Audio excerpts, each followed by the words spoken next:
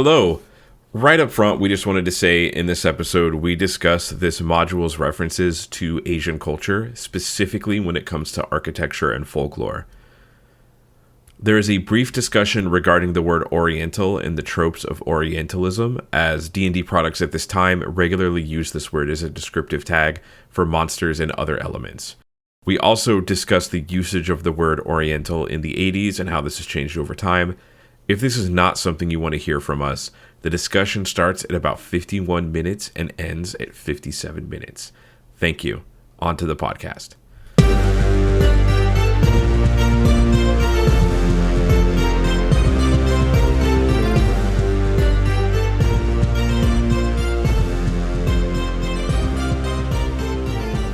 Welcome to Adventures Gone Mad, your critical look at D&D books. I am Kyle W. here with my favoritist co-host. Hi, I'm Kyle A. How are you doing today, Kyle A? We now have a podcast. Yes. Oh my gosh, we actually have a podcast, and we've heard that people actually listen to it. I don't think it's a lot of people, but we have in fact had people listen to it.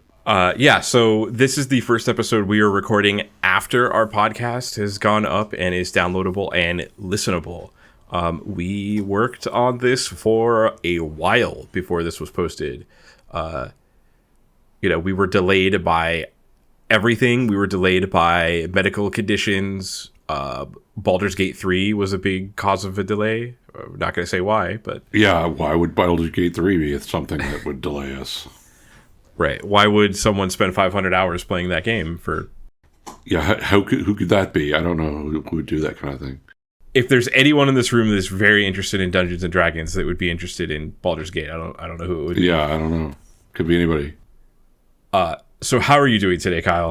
Let's see. Well, we live in Portland, so it is dreary as everything because it is winter and it is very wet.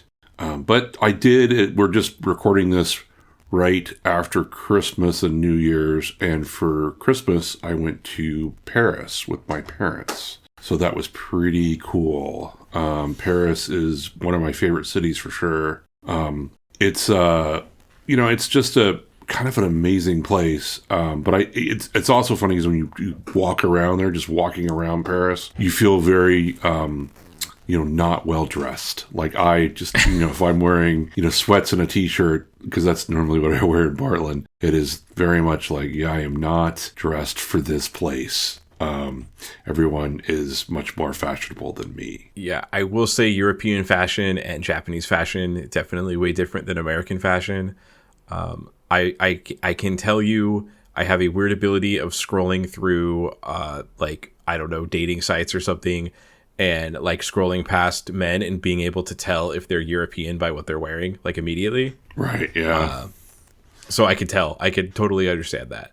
You also get clocked in Europe when you're an American, and they're like, "Oh, you're American." I have a very funny story about being in Berlin at a establishment that didn't have clothes, and they couldn't figure out what nationality I was. And then as soon as I put on my clothes, they're like, "Oh, you're an American." Yeah, I know I went to Germany and I took like a bunch of German classes when I was younger, and I know that my teacher always said he could tell who an American is by what by the shoes that they wear, because at least Germans, they wear running shoes for running, and we wear sneakers and running shoes basically all the time. Right, yeah. And they were always wearing like loafers, or they're wearing like nice shoes, classic shoes, whatever. How are you doing, Kyle? I'm doing great. I just came back from the grocery store, and I walked by a dude that, a young man that was wearing a giant Spitfire logo on their shirt, like the skateboard wheel company Spitfire. And I thought, wow, that company was very popular when I was young and in high school and middle school. And I'm surprised that a young man would know what that is. Like, maybe I'm out of the loop and Spitfire is a thing is still, but I was very surprised. And then I looked up and realized I just walked past the youngest looking 40-year-old man I have ever walked by. So when you said Spitfire, I thought of the Spitfire from World War II, the British fighter plane. Yeah. So maybe this is a specific elder millennial thing, but the company Spitfire, they are a skateboard company that makes, I think they make a bunch of skateboard stuff, but they're known for their wheels. At least when I was younger, they had the best wheels. If you had a skateboard, you would get Spitfire wheels. Okay. And that was when I was in middle school and high school, I think was like there was an explosion in skateboarding aesthetics. So that's when everyone was like, Nike suck. We're going to wear Airwalks and Etnies and DC shoes. At least like a crowd of people. I don't know if that was everybody, but so Spitfire was one of those companies that everyone was, you would see people wearing Spitfire shirts and stuff like that. So as I walked by this man, I was very surprised to see that. And then I realized, well, he's my age. He's your age. So that makes sense. Yeah, it all checks out. Yeah, maybe, nostalgia from when he was younger. Maybe he still skateboards. We live in a city where, people would probably still skateboard. In fact, there's a famous skateboard park in our city that was in Tony Hawk's Pro Skater. So there's that. I think there's a skateboarding culture in this city. Oh yeah, definitely is. Getting into the adventure today, we're going to be talking about Dwellers of the Forbidden City by David Cook. So Dwellers of the Forbidden City came out in 1981. It is authored by Zeb Cook. At the time in 1981, the most popular movie was Raiders of the Lost Ark, according to Box Office Mojo. The best-selling album, according to Billboard 200, was High Fidelity by REO Speedwagon. Oh, okay. And we don't really know because of the way video games were tracked, but Pac-Man is the top video game. Yeah, that makes sense. That checks out. Up front, I'm just going to come out and say I will be calling him Zeb Cook. He's listed as David Cook on the cover, but he goes by Zeb. And I just watched this is the first author that we are talking about that is still alive and still talks about D&D. So there's many interviews and stuff that I went over. But yeah, he goes by Zeb, and the reason he goes by Zeb, there's two reasons. So there's a YouTube channel called Grog Talk. Episode 59, they talked to Zeb Cook, and he kind of went into why he goes by the name Zeb. He was a high school, like an English high school teacher, and his students thought he resembled his students thought that he looked like a character named Zeb from a TV Western that was on TV. I have no idea. I couldn't find a character named Zeb. I'm sure there's maybe someone screaming that's like a Bonanza character or something. I don't know. Actually, if it was for Bonanza, I probably would have figured it out. Yeah, because we all know that we love Haas. So yeah, Haas is a fan favorite amongst people we know. Yeah. Yeah, so he goes by Zeb because his students called him Zeb. All right. Also on Grog Talk episode 59, he does talk about he joined. So this is kind of a funny story to me. He joined TSR when there was not that many employees. There's another interview for Dragon Talk, the official D&D podcast that I don't think is still running. He did an interview on there where he said he joined TSR when they only had about 20 employees. So he was the 24th employee at TSR. Wow. Yeah, I can't imagine most companies I've worked with, 24 is like the amount of people on my team. Right. I can't imagine having a company where there's just 24 people and that's it. So he was the 24th person to join, and there was another David there. And they essentially told him, you can't go by David. We have another Dave. You need to go by something else. Okay.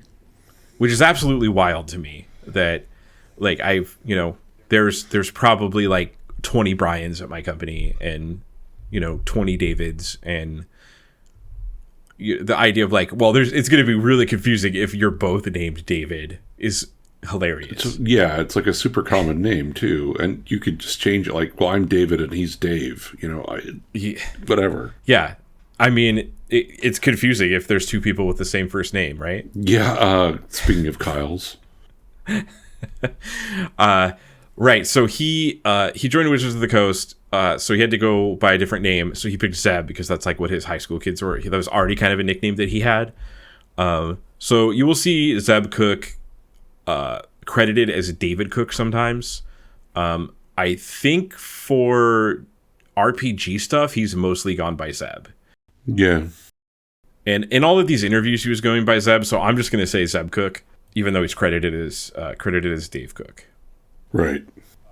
Getting into a little bit of his background, there's some other stuff that I found that I want to talk about from these interviews that I found. I'm just curious what you think, because I thought this was I couldn't believe this. So D&D, I always understood it as like extremely successful and popular, and it must have made a lot of money. So all of the people that worked on D&D probably got paid pretty well, because there wasn't that many people at the company. That's what I thought. No. Yeah, so it turns out. Further on Grog Talk episode 59, he does talk about he grew up on a farm outside of a town of about 300 people. So he grew up in a really small community, and he was when he applied to work at TSR, he was an English teacher in a small town in Nebraska of about 300 people. I'm actually not quite sure if it's the same town. It could be. I don't have that in my notes. I don't remember. I'm sure he said that in one of those interviews. But so he was in a very small town, rural Nebraska. His school, is one of those schools where like there's not that many kids in the school, so he's the like 7th grade, 8th grade, 9th grade, 10th grade teacher, and he applied to work at Wizards of the Coast. Had to come out to Lake Geneva for an interview, which he basically told like TSR, like, you need to pay for this flight because I can't afford it. In multiple interviews, he stated that he slept on Gary Gygax's porch outside instead of staying at a hotel, because they did not put him up in a hotel, which, maybe at the time that's what you do. Now you kind of would do that, but who knows? Right. And he eventually got offered the job, but he had to discuss it with his wife because he was taking a pay cut from his job as an English teacher in rural Nebraska to go to Lake Geneva and work for TSR. Yeah. So there's a really good podcast, and I mentioned it before on our podcast, called When We Were Wizards. And basically it came down to Gygax was making a shite ton of money. He was making a lot of money and everyone else wasn't. So yeah, all of them were sort of scraping by at all of these jobs. Yeah, and this was very early TSR, so this could be like before, because I know Gary Gygax was basically I read in that Slaying the Dragon book that he was like a cobbler, or his parents were a cobbler or something when he started. So he probably didn't have that much money to start with, and maybe this was early TSR. I don't know, but I was just very surprised that he's taking a pay cut. Yeah, it's crazy, right? Yeah, in Dragon Talk, he talks about taking a pay cut from being a teacher in Nebraska to go work for TSR, which, to me, like all these designers, like they're kind of like legendary to me. So I just like in the back of my head, I was like, I assume that, maybe they didn't get paid like the equivalent of whatever six figures was in the early 80s, but like pretty good, but turns out not very good. Yeah, literally just above the poverty level. A lot of them, so you also have to sort of think about back then that teachers were paid fairly well.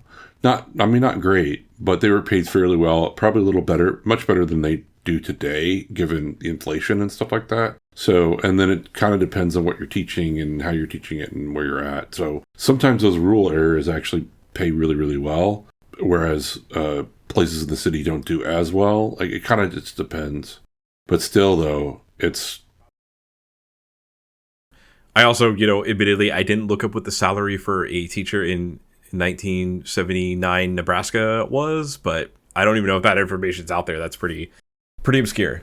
But it is pretty wild that we have all these sort of like, heroes, so to speak, of this game company that we are sort of, relish and treasure and everything, and they just weren't making any money at all. But all the bigwigs like the Blooms and Gygax and, they were actually making a bunch of money because when they built the company, the royalty structure was geared towards Gygax and Arneson and the Blooms, and they were all making a bunch of money, but or at least had a bigger share of it. Especially the way they did Gygax is he got like a 10% royalty on everything, which is completely crazy, considering. So it's kind of a retro. I don't know how mad I could be about, someone in the 1979 not getting paid what I think that they deserve retroactively in 2025. Right. But like it just does kind of suck to hear, like, obviously he made it, figured it out, but it just kind of sucked to hear, someone who made these classic modules and was like super instrumental for Dungeons and Dragons and game design in general. I'll kind of get into that a little bit. It didn't get paid what he probably should have got paid. Sure.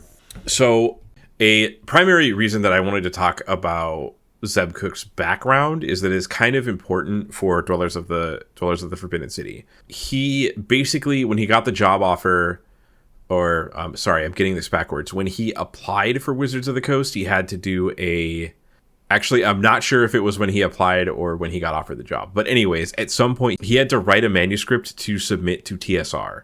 And the manuscript that he wrote would basically become Dwellers of the Forbidden City. Oh, I didn't know that. Yeah, so he wrote a adventure that was in the jungle like this one, Forbidden City, multiple factions, etc., etc. And that essentially became Dwellers of the Forbidden City. He would go on to work on things like AD&D 2nd Edition. He would also go on to work for like Design Planescape. That was his thing. Well, I should say that was his thing. Other people worked on it, but I think he was the lead on Planescape. And according to Moby Games, which is a website, it's kind of like Moby Games is kind of like IMDb for like game credits. He's worked on a ton of he essentially left TSR to go work on video games because that was exploding at the time. And he worked on some like pretty classic stuff. Like he worked on Fallout 2, yeah, which is classic. Fallout 2 is like the Fallout that made Fallout. He's worked on City of Villains. He was the lead designer on that. He's worked on who's a lead designer or is some sort of designer on Elder Scrolls Online for a really long time. So he's worked on like a bunch of games that are decently popular and people have heard of. So his contributions to gaming have don't end at D&D. Yeah, no, he's very prolific for sure. All right, so getting into that's like the background of Zeb Cook that I think is like kind of important to know coming into this module. Getting into the actual module itself, Kyle, what is your, I guess, like statement or synopsis for Dwellers of the Forbidden City? My first impressions were, it feels rushed, and it feels like the first part of the module is really interesting, trying to get to the city. That part is kind of fascinating because there's all these different ways to get into the city. And that part is really interesting and intricate and good. And then when you get to the city, it's a little bit like, wait, why are we here? So there's a little bit of I don't want to call it like, it almost feels like two parts, and one part isn't as good as the other. But I also was like, I have a lot of questions about like, what spawned all this. And I think I don't need to have the answers to those because it's a mystery, and that's part of the module, that I think is pretty fascinating to me. And even at the end of the module, it talks about like, okay, here's other places you can go and other places you could do with this module. And I think that's really, that's great. But, and then you could get those answers later or make them up or whatever it is. But like, there's a lot of, all the different races and stuff that are in here. And you're sort of like, well, there's a big mystery about them. And I really love that piece of like, you're sort of wondering what is the thread that's going through all of this. And it's I was trying to sort of put my finger on where I had thought about this before, and I read a thing that talked about how this is part of a very similar to a Conan adventure, and as soon as someone said Conan, I was like, oh, I get it. I see where this is. I see what's going on here. Yeah, so I was going to actually bring that up as you were talking. And this is from that Grog Talk episode 59. This was inspired by the short story Red Nails. I didn't have time enough to read it. I kind of wanted to, but I ended up watching way too many of these interviews. It took up a lot of my prep time, but which is not a bad thing. I enjoyed every moment of it. Red Nails is a story about Conan the Barbarian going to a kind of lost jungle city and doing adventure stuff. So obviously it's not like one-to-one, but it is, an inspiration for sure. Yeah, without a doubt. It is part of the, you could see the thread running through all of that and like, oh, okay, yeah. And that is like a thing that I do want to keep in mind as we go over more of these modules. Like all of these designers. So you see that in like a lot of the stuff that Gygax wrote, at least that we've gone through on here, and Moldvay wrote. They I mean, all of these guys are nerds, and they grew up reading these, 1920s, 1930s pulp, like schlock adventure. Well, I don't know if schlock's the right word, but kind of genre fiction that was put in magazines, and a lot of those like are interesting genre explorations, but it's not like literary fiction that they were like, let's, this is going in the New Yorker. It's like, I need to write a story that is weird to put in Weird Stories magazine. Yeah. It wasn't literary fiction, if you submitted something and they're probably like, yeah, this doesn't have a gorilla or an alien or a sword in it. What are you doing? So they all grew up reading a specific type of genre fiction that was serving a specific audience, right? Right. And then they all grew up and made these modules. So you see the inspiration of like the media that they were taking in. And I think you especially see that in, Gary Gygax was pretty infamous for like liking a thing and putting it in D&D. Yeah. Well, you can. I want to say it's sort of an interesting thing you just said about they were pulling from the media that they had at the time. If you think about it, we're now taking their media and pulling from it, like we're doing on this podcast, which is sort of fun to do. Yeah, we're doing it on this podcast. It's it was pulled from in Ready Player One. Yeah. And in various other things, but like I just kind of wanted to point out, like, this is not a like PhD level point, but the media that we consume when we create media is important. So yeah, we see a lot of that in these adventures, specifically this adventure. Yeah, for sure. I also want to point out that this is our first advanced Dungeons and Dragons. We've moved away from basic and expert D&D, and we are now into advanced D&D, which is the infamous Gary Gygax rewrite to not get Dave Arneson any money. Right, allegedly. Allegedly, yeah, we won't. That's true. We can't say what he was thinking. No, this is advanced D&D. We're advanced boys now. We're not basic anymore. We're not basic. Yeah, now we have these giant books that have tons and tons of pages of things in them, with lots of rules that don't cover everything that we need, which is super fun. Do you want psionics in your game? Here's some rules. Rules. When you create your character, roll this percent. Oh, you don't have it. Oh my god, it's even worse. Let me find it. It's terrible. Where's the original? I'm abandoning this joke because I don't know the original book that psionics was in, but basic D&D psionics is awful.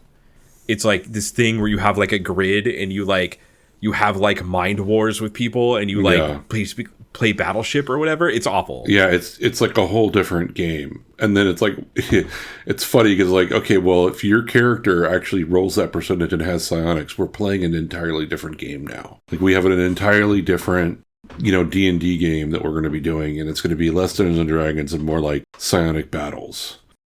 So I guess the other piece I want to talk about, we talked, this is the first advanced D&D, and now this is a tournament play module. It's an independent module that is not associated with like a group of modules. Like it's not, there's no, I2. This is I1. There's no sort of, it's I is, I guess, for independent. So now we have, a new tournament thing.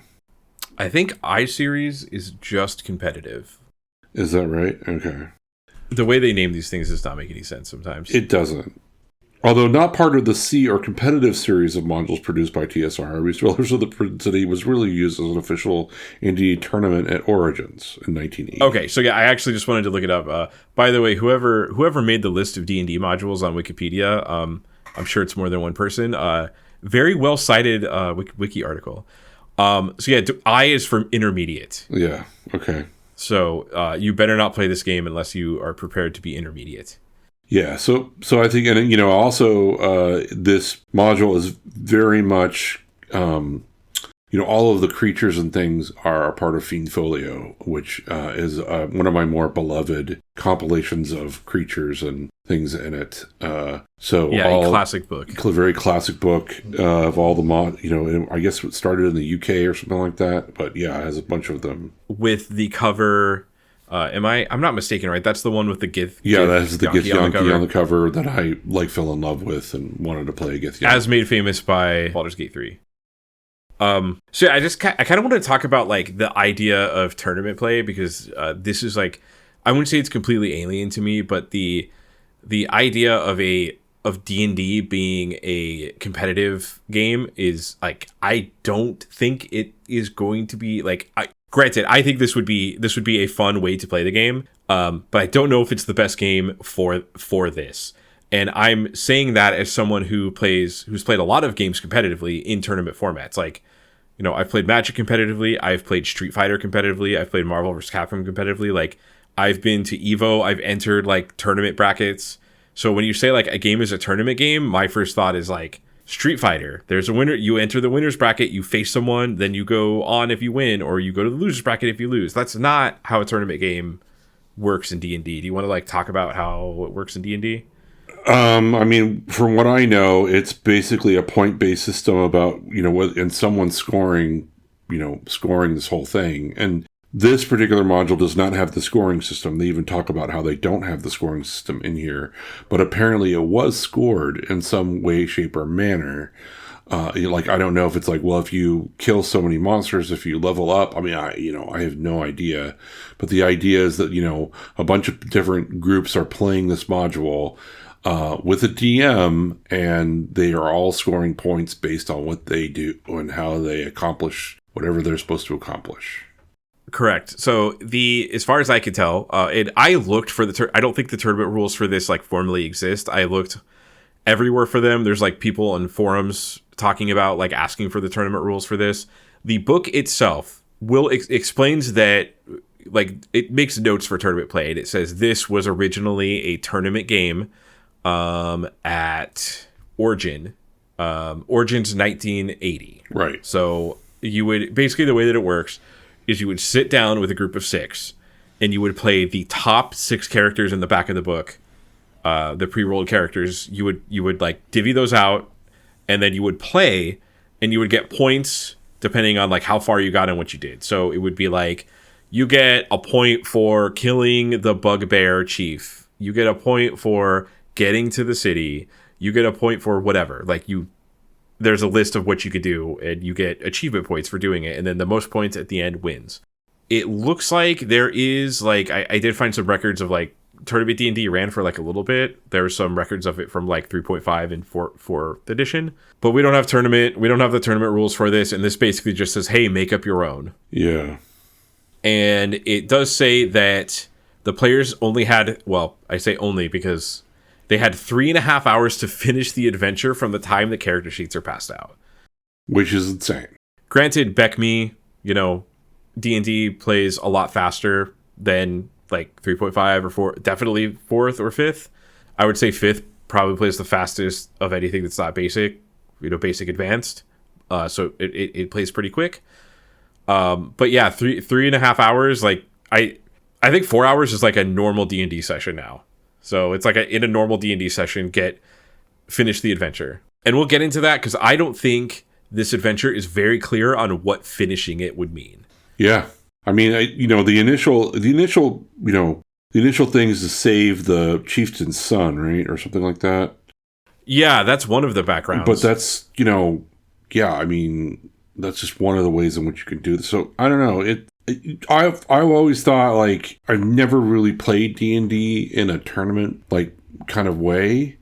I've always played it more as, a fun thing to do with friends, and we're all going to do this together. And, but it definitely, like, when people have the nostalgia and they think back, like you have the old dudes like me who are looking at D&D and we see what people are doing today, we probably hearken it back to, what happened before then, when we're sort of like, it's us against the DM. We're trying to get as much treasure as we can, everyone, get why are we role playing about what someone's sexuality is?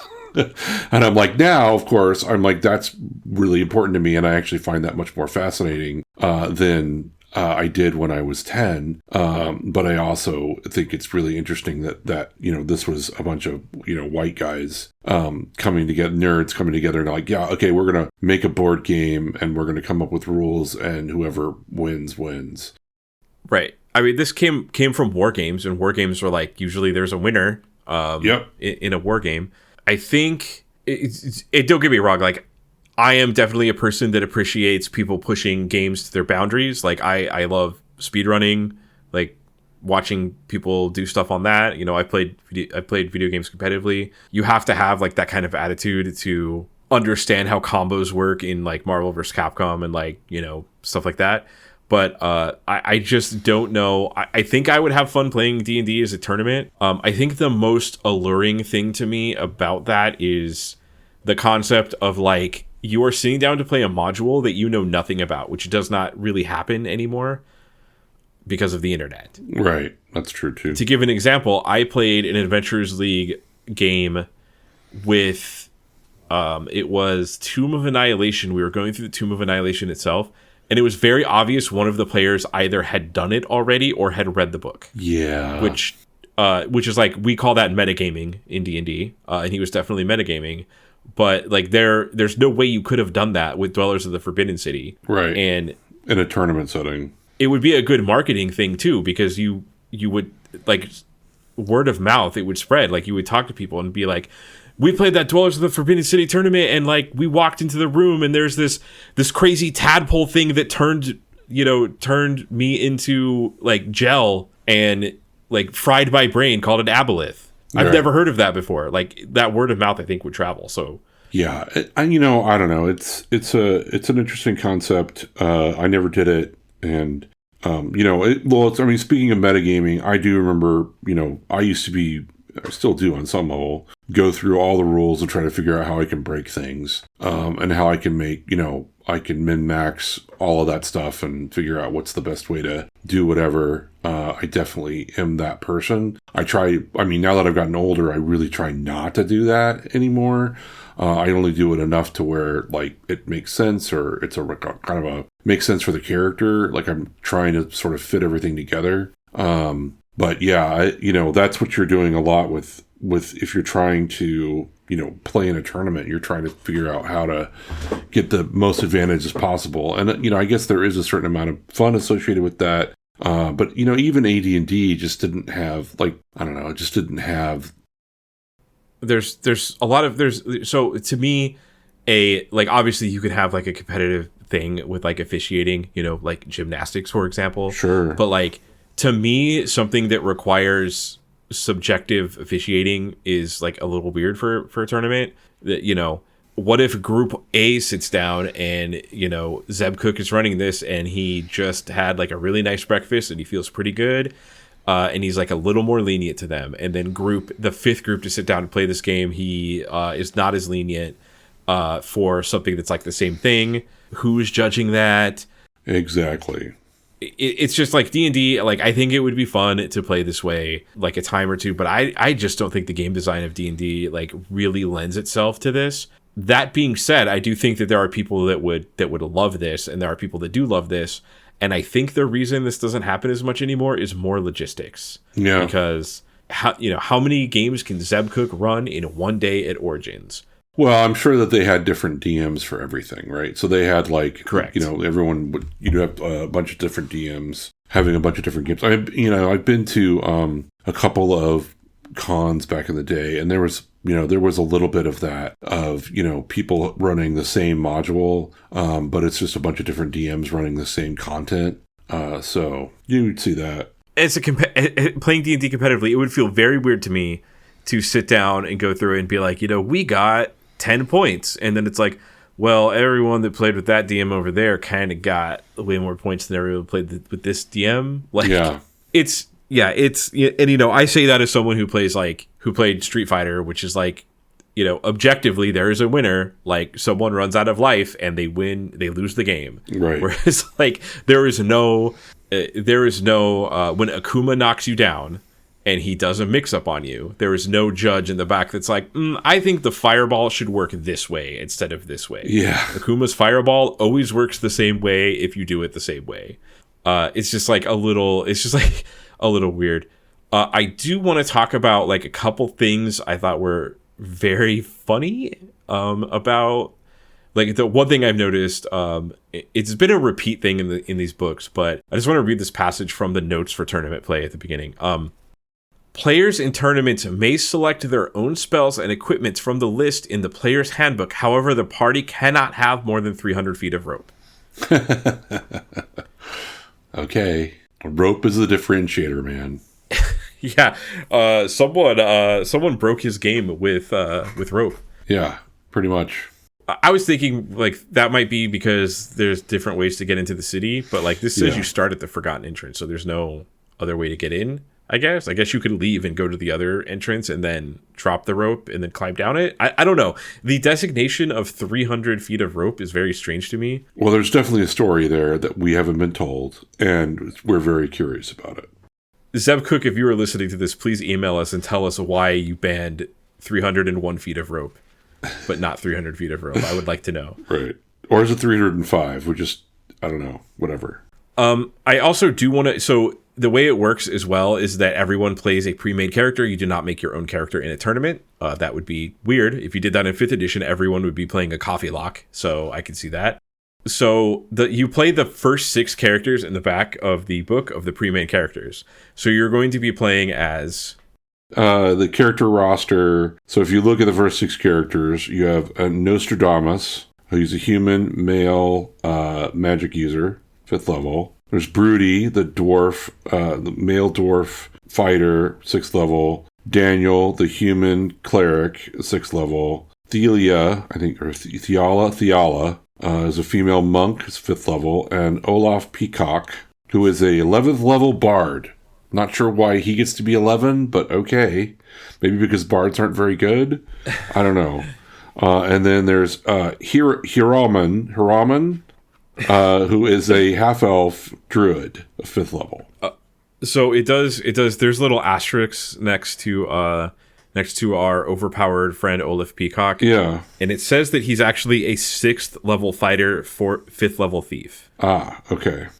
Which he technically has a total of 11 levels, but like the way, I think that is, I think because, and I'd have to look at the because he's a human, it's a dual class and not a multi-class, where like the dual classing. No, I it's don't dual classing. So they're like, we don't know which dual level he's on, which ones he's going with, whether he's working on fighter or he's working on thief, but he's both a 6th level fighter and a 5th level thief.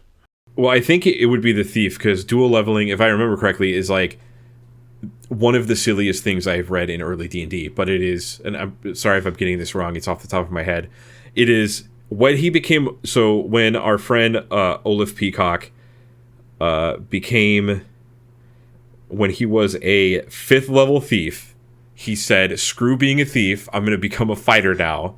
And then he became a level 1 fighter.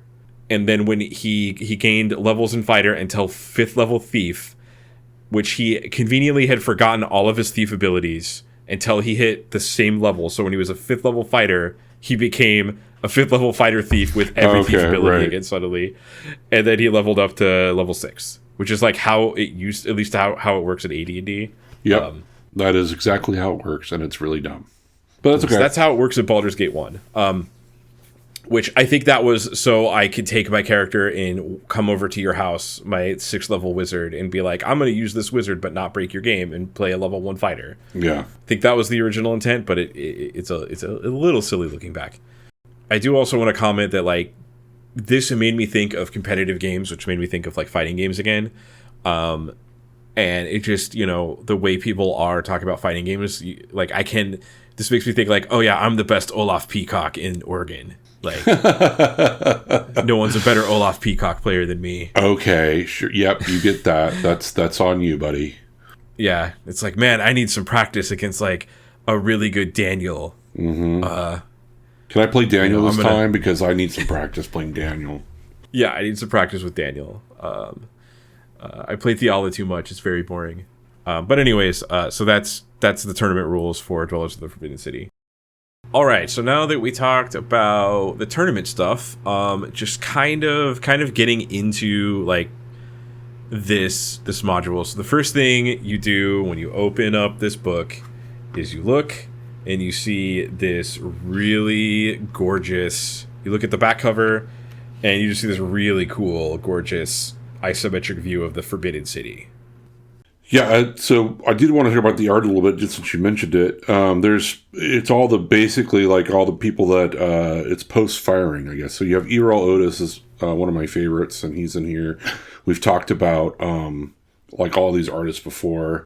It's all the same ones, in different ways, with different little pieces in each one. So yeah, it's pretty cool. Some of them are obviously, you could tell that some of the art is really rushed, and some of the art they've taken their time to do it.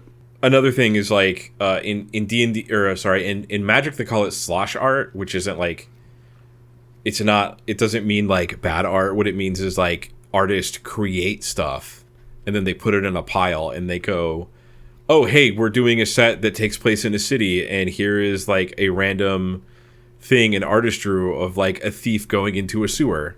We can use that. Like that's what it means in Magic. So I would guess, I mean, I don't have information on this for sure, but I would guess that some art in this era was just like, they just drew stuff and then they looked at it and went, hey, this makes sense. Yeah, I mean, they probably had a little bit, because some of them do seem very specific. Like we need a art of the Aboleth. We need art of a Tosloy. We need an art of a Yuan-Ti. Like they definitely do specific pieces, and obviously there's some of it where they're drawing on the map themselves, and I'm sure some of the artists did some of the mapping. What I've said, strike that from the record, because now I'm looking through here, and pretty much everything is something that happens directly in this adventure, except for like there's art of spiders that I guess could be anything. Yeah, there's a lot of Jim Rosloff, which we talked about before with him. There's a lot of his stuff in here. He has a very distinctive art style. One that I haven't heard of before or seen a lot of was Stephen Sullivan. I haven't seen a lot of his stuff in here, before in some of these modules. So it was sort of interesting to see some of his work. Yeah, it would be, looking at this art too, it would be nice if, there was a specific credit for each art piece, so I could know like who did what. So that, I mean, you could kind of tell by art style when you start knowing people, but still, it would be nice. So anyway, let's get to the entrance. Yes. So opening up this book, you see a gorgeous hand-drawn map that I just wanted to bring some attention to. It is the nice, kind of like, I think, nostalgic blue map color of just a giant gridded city. It reminds me, and then obviously, like, I think this has a lot of inspiration in the 5th edition Tomb of Annihilation, like the city of Omu that you eventually explore. Yeah. This map reminded me of that. It looks exactly like that. Yeah, it's very familiar. I will say that one of the problems I have with this map is that as long as you have, because there's letters for each one of the areas, so as long as the letters are outside of the actual map, you're pretty good. But if you're trying to find the letters, there's a very where's Waldo of trying to find like, oh, where is the letter for this one, and where is that? Like, and it's very hidden. Like, where's J? Where's B? Like, what in the heck? Oh, I is there. So it's very adventures now kind of left to right keep things in order, but they did not in this. Like, I'm gonna read left from right on this map now. A9, A10, D, J, I, G, E, C, F, L, B, K. Like, it's not in order. No, but they're doing the best they can with it. You could totally tell throughout this whole module that there's a lot of rushing. There's a lot of, you could also tell that they're running out of typesetting because a lot of the words are squished together because they're trying to save space so they can get the entire paragraph on one page with the art. It's very interesting. They thought we wouldn't notice, but we did in the year of 2025. And yeah, so that's like a quality of life thing that has changed in future adventures, but it is like, it's just like a tiny thing that makes it, it takes you a couple 30 additional seconds every time you're looking for a room, but it is like kind of, it does like, that little frustration adds up over time. Yeah, so on page 2, I did want to point out, so it talks about like the background of the adventure and like running it, and this is the first, at least in the adventures we've read, that gives us some balancing instructions. So it tells you what classes to play, which like some of the, I know Caves said like, hey, or sorry, Keep on the Borderlands said like, hey, you probably want at least one magic user. This tells you should have 2 to 3 fighters or rangers or paladins. That's interchangeable for fighters. 1 cleric, a magic user, and possibly a druid. Because unlike many other adventures, a party may find the presence of a druid helpful. So druids suck, Kyle. Yeah, bards and druids unlike are terrible. Other adventures. Druids are terrible. Yeah, bards and druids are terrible. That is just kind of a backhanded, I don't want to say backhanded compliment to the druid, but I just thought that was funny. Unlike many other adventures, druids are good in this one. Yeah, that's very... And this is the important thing to me. The party should possess somewhere between 35 and 45 levels of experience. And all members should have 1 or 2 magic items. So I don't think we got much guidance because the previous adventures we were reading started at level 1, other than Isle of Dread. Yeah. So this is like, they're kind of, maybe it's kind of cool to see that they're figuring out like, hey, people need to be told this sort of thing. And then we go on to page 2 where we discover this is set, the Dwellers of the Forbidden City is located in the world of Greyhawk. We are in the world of Greyhawk now. We are not in Mystara, or what would become Mystara. The map is in a small group of unexplored and unmapped mountains south of the Paliso Swamp in Hepmona Land. Got it. Which is some Greyhawk ass names. Coming into this, I didn't want to say that like the adventure for this to me is like getting into the city is like a more of the adventure. So it does talk about like getting into the city on page 2, and I do want to say again, climbing or scaling the cliffs can only be done in marked locations, only in specific places. Thieves and others with climbing skills will recognize the impossibility of climbing in the unmarked location. So once again, Kyle, we are afraid of the thieves' climbing ability. Yeah, it just breaks everything. Like, you don't have any walls? What? No. Nerf thieves in every module we read. Even though it's only a 30% to climb, it's still that 30%. Or whatever it is. Yeah, there's basically, I think, 4 ways to get in. You can go through the main entrance or the forbidden entrance. You can also climb, we'll get into this, but there's multiple places you could climb down, and every place that you climb down is filled with peril. Yeah. To say the least. So just like, I think modern D&D does this a lot, but they kind of put like a lot of emphasis into this adventure in finding the actual adventure. Yeah.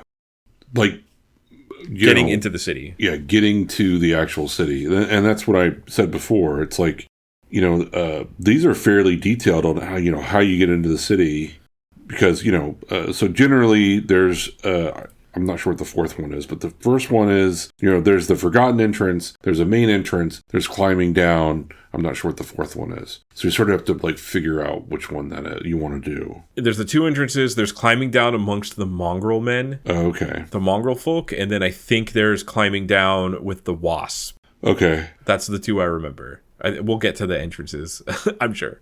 So yeah, once again, we are nerfing the thief's ability to climb, which, if one person can climb down and no one else can, maybe it's like a social thing where they just don't want the thief to get to the bottom and be like, I'm good. Maybe that's the rope thing. I don't know. Yeah. And of course we did talk about this already where like thieves, the way that the thief mechanic works, where you just roll a percentage and you kind of just do it, is like way different than the rest of the game. So this is kind of like a little band-aid that they're having to put on the module because the way it's designed that way. So, game design, now you would kind of design all your stuff to interact in the same manner. All right, Kyle, there, page 3, there's 3 major factions in the city. The first appearance of the Yuan-Ti. I have so many questions about where the Yuan-Ti came from, and I tried to Google them, and, all it did was just tell me, like, the in-game piece of, like, oh, they were worshippers of this or that, but not, like, what was the actual genesis of what Zeb Cook, if Zeb Cook is the one who came up with the Yuan-Ti, like, what he was thinking. It also, that led me down the road of, like, the whole Conan thing of, like, trying to figure out, like, well, where is this coming from?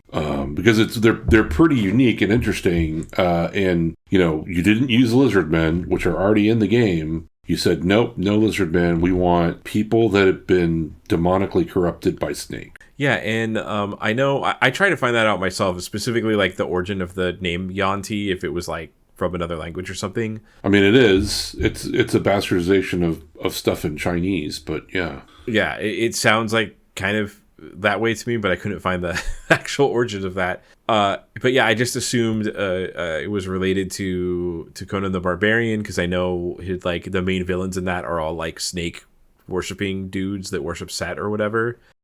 Yeah, if you Google like Conan and snakes, there's a lot of Conan and snakes. There's a lot of snakes. So, and maybe Red Nails has some snake people in it. I'm not 100% sure on that. So yeah, this is the first appearance of the Yuan-Ti, and they kind of have the same stuff that they have now, where you have the half-breeds, the full-breeds, and the abominations. Yeah, so the Yuan-Ti, it kind of still works the same way, as far as I know, in the current edition of the game. But the purebloods, they're the weakest, and they kind of look like exactly like humans, except they have like 1 or 2 snake-like features.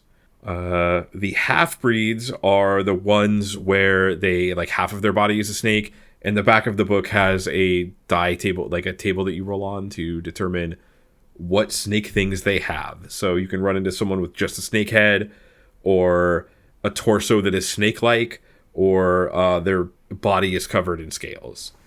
Yeah, they're like the more snake-like. Yep, and then the abominations are the strongest. They have 9 hit die, and they are often confused with Naga and other snake creatures. So they're basically just like giant hulking brutes of snakes. Yeah, the big snake. So those work the same way. Like, they kind of kept that throughout D&D, as far as I can tell. That hasn't really changed. Yep. All right, and we also have bugbears, and this is not the first module we've read with factions of bugbears. Yep, I mean, bugbears are bugbears, classic fantasy. Well, classic D&D fantasy. And then the next 2 are unique to this adventure, the Tasloi. Yeah, I, again, am like, where did that come from? Like, where does, it's almost like he wants this sort of unique experience that is based on, and I'm going to use this word because they use it in this module, Oriental. Like, they want a sort of Far East sort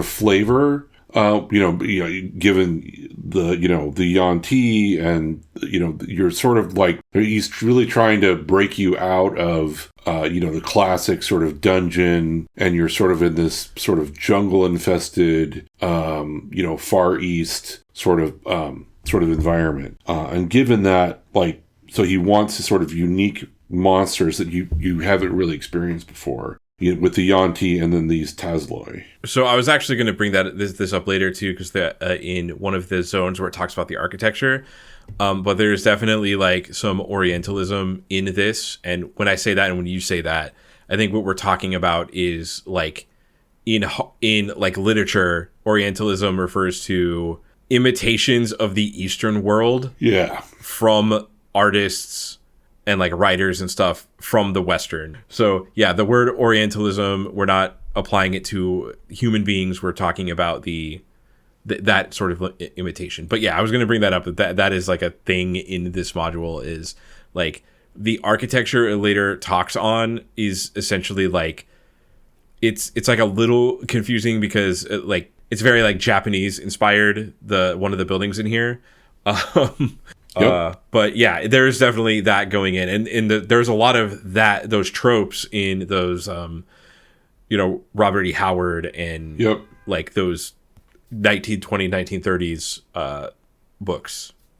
Yeah, I think it's hard not to, when you read this nowadays, like you have to remember sort of what the mentality was back then. An Oriental, calling someone Oriental was not a bad thing back then because we didn't know any better, right? I mean, so, it's this sort of, and I, in my younger years, I was definitely guilty of this, of sort of like having a fantasy of what Asian culture is supposed to be like, and like, oh, he's Oriental, they're Oriental, this is a whole different thing, a whole different mysticism, a whole different of peace. And I think it's important because this was written in 1980, but that's what people thought then. So using that word and using those phrases, like that's kind of like how they thought back then, that it was like exotic and kind of like, oh, mysterious and exotic. And it's like, well, these are just people, dude. But, now we know that it's just Asians. And that's a very valid thing. But even when I was younger, there's definitely a romance about ninjas and things like that. Like being Asian and not talking about like the actual experience of what it's like to be Asian and grow up in an Asian culture. With like different thoughts than Western culture, but it was just like, I want to be a ninja. That's really cool. Martial arts. Yeah, I was. Yeah, I mean, I was super guilty of that. Anybody who played games with me in the, I was obsessed with ninjas and all of that stuff, and really fantasized about what those were about, and had no idea what any of it meant. So yeah, and I'm not I'm not surprised every Shaw Brothers film ever made. Yeah. But yeah, there's definitely like that is a dated trope in this. I think if this was published today, we probably would still have like the Yanti, they're still sticking around and stuff, but like there's some things in here that would be handled differently. And I do want to actually talk about so just quickly, the Tasloi, they are the natives to this area in the world in Greyhawk, and they are kind of like goblin-like, ape-like people. Yeah. You will see them all over the art. If you see like the weird goblin guys, those are the Tasloi. And coming up to something that is definitely handled differently now, we're going to talk about the Mongrel Men. So the Mongrel Men, I just want to kind of get into them. So they are kind of mutant people with mixed species, like chimera, I guess, is where they will. I'll just read this from the book. This is from Dwellers of the Forbidden City. The Mongrel Men are the descendants of the slaves once kept in the city. Now, through inbreeding and association with other creatures of the city, they have only a trace of their original humanity. They are a ragged band and have survived only by hiding and stealing. Some of them look human, while others are diseased, jungle mad, or bestial. So I think they're going for like a Leatherface thing here, like Leatherface inbred horror thing. Yeah, it would have been nice if it's sort of like it's a weird, interesting synthesis. I mean, I would rather have seen it like, okay, there's like a little magical reason why all these races are sort of together, and not like, well, they're all inbreeding and they all got bad, and it's all of them. Like, it's not just like humans interbreeded. It's like humans, orcs, gnolls, ogres, dwarves, hobgoblins, bugbears, and elves, and bullywugs, and others. I also think writing this, it was kind of like, they just look weird, don't think about it too much. Yeah, that's part of it too. But my experience with Mongrel Men is they are actually in Curse of Strahd. Like, there's a whole section with the Mongrel folk, or Mongrel Men, or whatever. And I know them. So the way that they do it in Curse of Strahd in 5th edition is these are like Island of Dr. Moreau, a person, Full Metal Alchemist Brotherhood. Like, let's combine these two things with magic. Yeah. That makes way more sense to me, and like that sort of works better for me than just like, well, they've all been in the city and now they're all interbreeding and they're all weird. Like, okay. I actually did look up through, because the editions of the game, what they did with these people.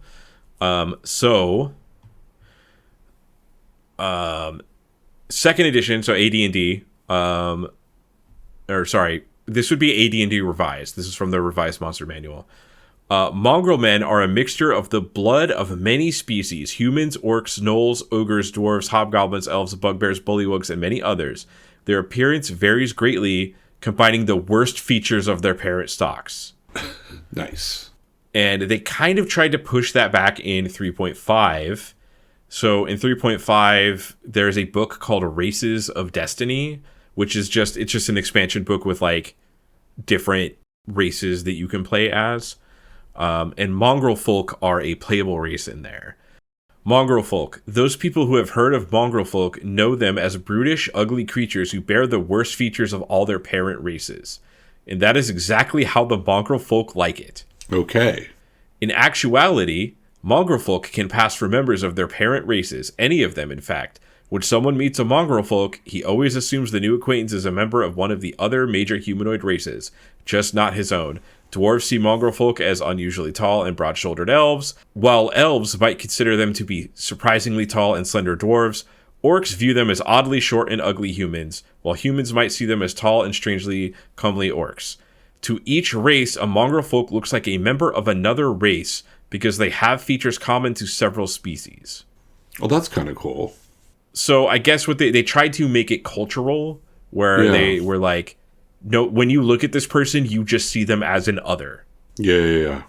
Which is like actually kind of a pretty interesting. Yeah, I kind of like that because it sort of puts them in a different light, and there's a whole thing of like you recognize your own race, or maybe you're the opposite of your race, or whatever you want to call it. When you look at somebody like, when we talk about like, quote unquote, all Asian people look the same, or all black people look the same, or all white people look the same. There's a whole piece about that. It's sort of an interesting play on that idea. Right. Yeah. There's definitely, I have a psychology minor, but there's definitely like sociology studies of like how like people view people of other like races, right, that are not their own. So like I thought they kept the like parentage thing, which is probably like the worst part of the mongrel folk, but I do think the twist of like whatever someone looks at you, they see you as an other, is pretty interesting. But like that also might match what it feels like to be a minority in a country. So I don't know. I say that as a I say that as a person who is privileged to have people look at me and not think of me that way. So I can see how having that in D&D might not be something someone would want. Right. And then from Curse of Strahd, 5th edition, mongrel folk are humanoids that have undergone or whose ancestors underwent horrific magical transformations to the extent that they retain only a fraction of their original being. Their humanoid bodies incorporate the features of various beasts. For example, one mongrel folk might have a basic body shape of a dwarf with a head that combines the features of a cat and a lizard. Jesus, okay.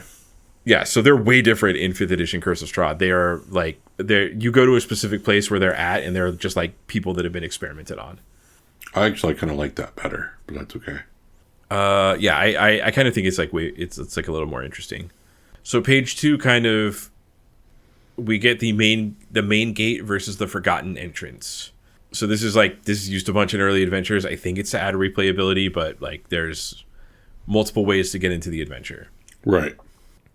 You will start the tournament at the forgotten entrance. But if you're just playing this normally, you can have, there's multiple ways for people to get in the city, and you might have your players like walk around the outside of this city, figuring out how to get in. Now, the city itself is inside like a valley that is hard to get to. So like you can't just like walk into the city. Like you have to get into it by either climbing down or going through specific entrances. Yeah, I think of it more like if you've been to Yosemite, the Forgotten City is at the very bottom of Yosemite, and you have to get through, there's no road. you have to climb down, maybe Mount Capitan or something to get down into the city. That's sort of how I think about it. All right, so the Forgotten Entrance, abandoned many years ago as a passage to the outside world, the natives of the area no longer have knowledge of this entrance. Though not used by the Yuan-ti, they still remember to guard it for some reason. Sure. Yeah, so it says that everyone's forgotten about the Forgotten Entrance, except the Yuan-ti, who still guard it, even though they don't know about it. So that's like a weird, whatever. There's monsters here that are to be killed. Yeah, so this is like, all of this is sort of weird because I think much of the really interesting parts of the module are the Forgotten Entrance and the main entrance. And so you really want your player characters to move through one of those two things. Whereas just climbing down is pretty, it's hard, but it's pretty boring. And then the city itself is sort of okay. Yeah, so this entrance, I'm looking at the map now, and it's kind of like, so in a video game, when people talk about this in video games, they use it as like an insult towards the design of the game. But like I would say like this is a hallway. Like you go in this Forbidden Entrance, there's like one way to go through. Yeah. Sorry, I keep saying Forbidden Entrance. The Forgotten Entrance, there's one way to go through. It goes through multiple rooms, but you have to go through all of the rooms in sequence, which is like, people use that as an insult in design. But like, the design of that makes sense because it's a tournament and this is where you start the tournament. You need the players to all go through the same rooms. Right, exactly. So we have the cave entrance, which is, not really much in here, but we get to the sacrificial pool. It is a definitely good name for a room. And there's canoes. There's canoes and a snake-bodied woman. It's a large cavern with a pool that you have to canoe through, and let's just say the rules get kind of funky here. So there's 3 canoes, and essentially when you go through, you get attacked by a large crocodile and 4 normal crocodiles. The large crocodile will attempt to surface under the second canoe crossing the pool. A successful surprise roll indicates it has done so. If successful, each character in that canoe must save versus death to avoid falling out. If all characters fail to save, the canoe is overturned. If one of them make the save, the canoe will still be upright, but all characters who fail to save will be thrown into water. And then it also does say, characters in plate mail armor will not be able to fight as all of their efforts must be directed to keeping their head above water. So Daniel the cleric might be screwed. Yeah. I did want to note that save versus death is funny here. Like, obviously, like if you fall into the river, you're in a lot of trouble, but you're not dead. That's just how the saves work in Advanced Dungeons and Dragons. Yeah. So like the rules in, Advanced and Basic, they're nice and straightforward and simple, but because of that, sometimes you have to do some weird stuff to try to do what you're doing. So Subcook is like just using the tools that he has available for this, because hey, save versus death, it's like pretty close. Like if I remember correctly, I think like clerics are good at that, and rogues or thieves are good at that. So like, sure. It's just when I read save versus death and it's not actual death, it feels kind of weird. So yeah, you have to fight a crocodile from a canoe, which is like a pretty cool encounter. And there's some good art of that encounter on page 4. And that is Rosloff. That's a Rosloff. Yeah, there's pretty cool art of someone smacking a crocodile that's trying to eat their canoe with an oar. So I do enjoy that. Okay, this next room, Kyle, the hall. You go from that into the hall of meditation. Well, don't you feel it's a bunch of bugbears, right? Oh, right. I did skip the bugbears. So there's a bunch of, they're just bugbears. There's not like, there's some things in there. There's not much to talk about there. I mean, they're going to fight. They're going to use, everything they can to their advantage and throw things at you. And, it's going to be a nice big, there's two sets of bugbears, a sentry post, a guard room. I don't know what to say about that. There's bugbears. Because really the interesting one is the next room with the Hall of Meditation. Yes. So the Hall of Meditation, I read this like 5 times, and I think I still can't explain it properly. Same. Like, I actually need somebody to, like, explain this to me like I'm a 5-year-old, because I sort of understand it, but okay. Yeah, we need art of this. Is like a thing where art would be a picture of this would probably solve like all the problems I have with it. Yeah. I think there is a picture on page 5, but it's like really... It's an art picture. We need like a diagram of what is going on. Yeah, and it's also like in... At least I have a physical copy. In my book, it's like super dark. Yeah, and I can't tell too. what is happening in that photo. But essentially, the Hall of Meditation is a large vaulted room with arches rising from the corners. The floor has a bunch of rice straw mats, while the rest of the area is hard stone. So when you walk in, doors magically shut and cannot be opened until a proper key is used. And you can't pick the lock, so it can only be opened... it can't be opened by physical force. You have to use, like, Dispel Magic or something. Okay, so here's the thing that's super confusing. And I think this is, like... Obviously, the design of this is to be a weird lateral thinking puzzle for people to solve, because it's a tournament. You might walk into this room and spend 3 hours figuring this puzzle out, and that's just kind of how it works, and you don't get any points. Right.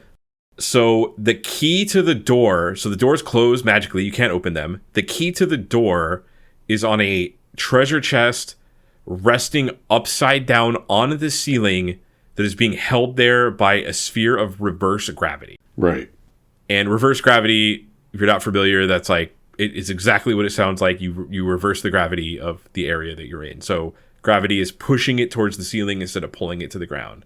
And it purposely says the key has been placed here in case... So the key is here for the bugbear guards to return to the city, but they wanted to make it difficult for them to reach it and not easy. Right. Basically, you have to somehow get in reverse gravity, get up to this chest. If you manage to open it incorrectly, because it's trapped, obviously, there's fear gas. And if you get feared with a save, you run away and then fall down because you get out of the reverse gravity field. Yes. So you run out of the reverse gravity field. It's no longer pushing you towards the ceiling. It pulls you towards the ground, and you fall and take 2d6 damage. So you're basically like trying to figure out how to stay in this thing, and then, when the gas is out there, how are you going to get rid of the gas? Because you've already opened it and half people are on the ground. And yeah, it's a whole trap. It's a very bizarre trap, but it's sort of fun. And one thing I do like about this is that it is a trap that doesn't have a specific... There's no thing in here that's like, by the way that you do this is you get a 10-foot pole and then you put your body in the reverse gravity so that you can stand on the ceiling. And there's not a specific thing. It just gives you a situation and it lets your players solve it however they solve it. Yeah, they gotta figure it out, which is pretty cool. Yeah, and I'm always, as far as like trap design and stuff in D&D, I am always for giving players a situation over a specific trap. It is usually turns out to be much more fun. Yeah. All right, we go from the Hall of Meditation to the Smithy, which is a blacksmith's workshop. This is the first appearance of the Tasloi. And the first appearance of the Yuan-ti. Yeah, oh yeah, are they in here? Yeah, there's a half-breed. Oh, gotcha, yeah, so the Yuan-ti are in here too. So yeah, there is a smith, blacksmith in here that can kind of join you.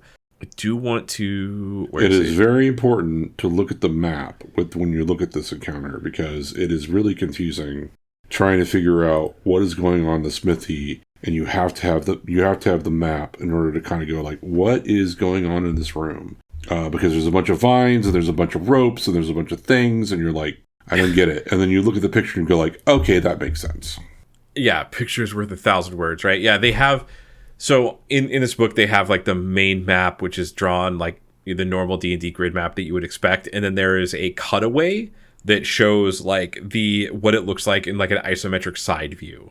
And then once you see that verticality, it makes sense of like, oh yeah, that's how that room looks. I understand now. Yeah. Yeah. So there is a Yuan-ti half-breed who is leading 12 Tasloi. Yeah, and the Yuan-ti is basically at the very top of where you have to go across this one little vine to get to. He's guarding there, and then the Tasloi are up in the vines, and they're throwing javelins down onto you. It's actually a pretty deadly room, and could mess some people up. Yeah, and in this book, the Tasloi are all about like climbing, and like attacking you from the canopy of the jungle. So that's like a strategy that you see often from repeatedly from them. So this is also it is an interesting, like a deadly and interesting encounter, but it's also like, here's how these people work. You are being taught that the Tasloi will stay in the upper canopy and throw stuff at you. So one thing I wanted to point out that I kind of stopped reading and I was like, what? And I always love those in these old modules. Yeah, so there are young men trapped in this room. So I'll just read this paragraph. Yeah, so the smithy, so in the smithy, if the young men are freed by breaking their shackles, they will not be able to help the party in any way. They are both addicted to a powerful drug forced on them by the captors. Questions will be answered by meaningless phrases, giggling or raving.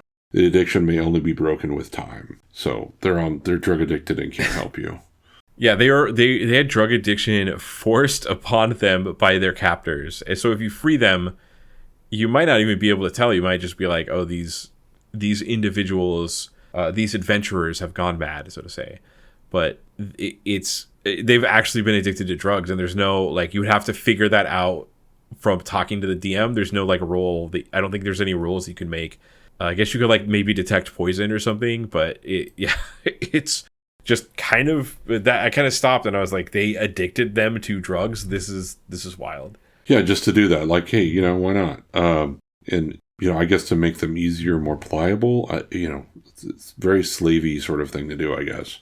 All right, so and then we go into the amphitheater of the Yuan-Ti, where we meet for the first time the Half-Bloods and the Abomination. Well, right before that, there is a swinging bridge, which is a fairly fun little encounter. Yeah, do you want to talk about that? Because I don't have any notes on that. Oh, it's just interesting. You have to basically go across the swinging bridge. The bridge might break. The Tasloi are also, messing with you. There's 2 lizards, so you got to get across the bridge, and there's a chance that they may just break it, and you may all fall to your death. So that's cool. Yeah, so if you're playing basic D&D or AD&D, a module, and you come across a rickety bridge, you definitely are in for a bad time. Yeah.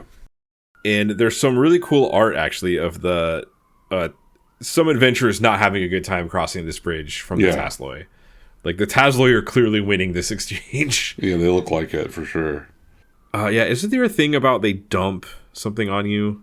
Yeah, they'll basically, like, they'll try to actually break the bridge.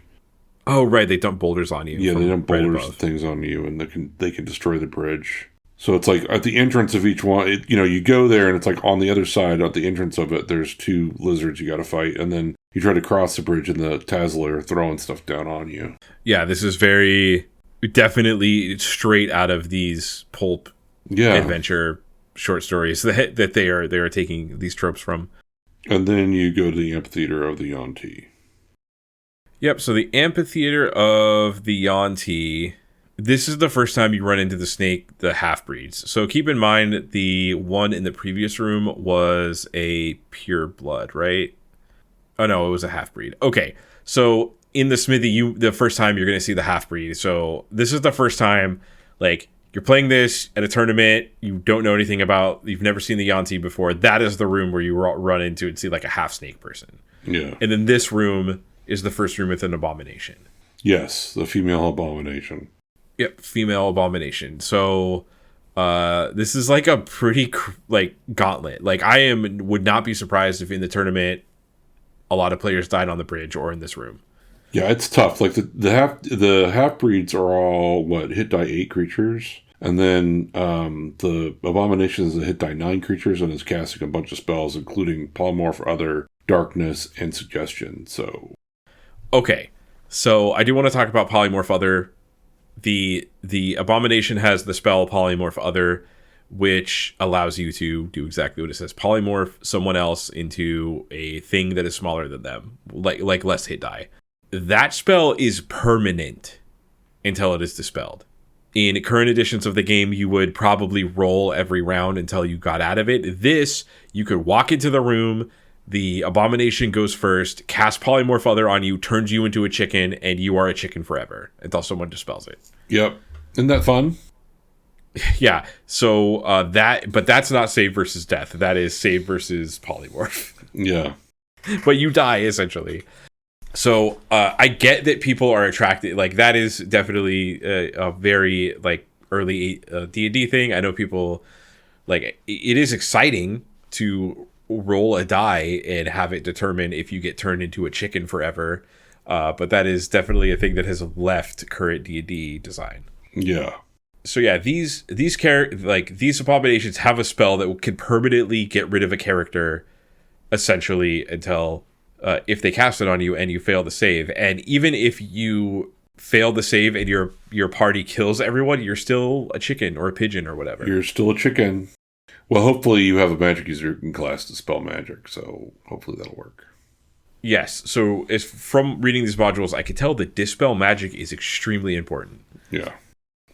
And it does say that they cast spells in the following order: polymorph others. So that's the first thing the abominations do. That is the first thing he's going to cast. So yeah, deal with it. And then darkness, which is also super fun. So go, figure that out. They have 64 HP, so the strategy of like burn this thing down as fast as possible might not work. No, and I mean you don't know. This is the first time you've met an abomination, so you don't necessarily know that they have polymorph other.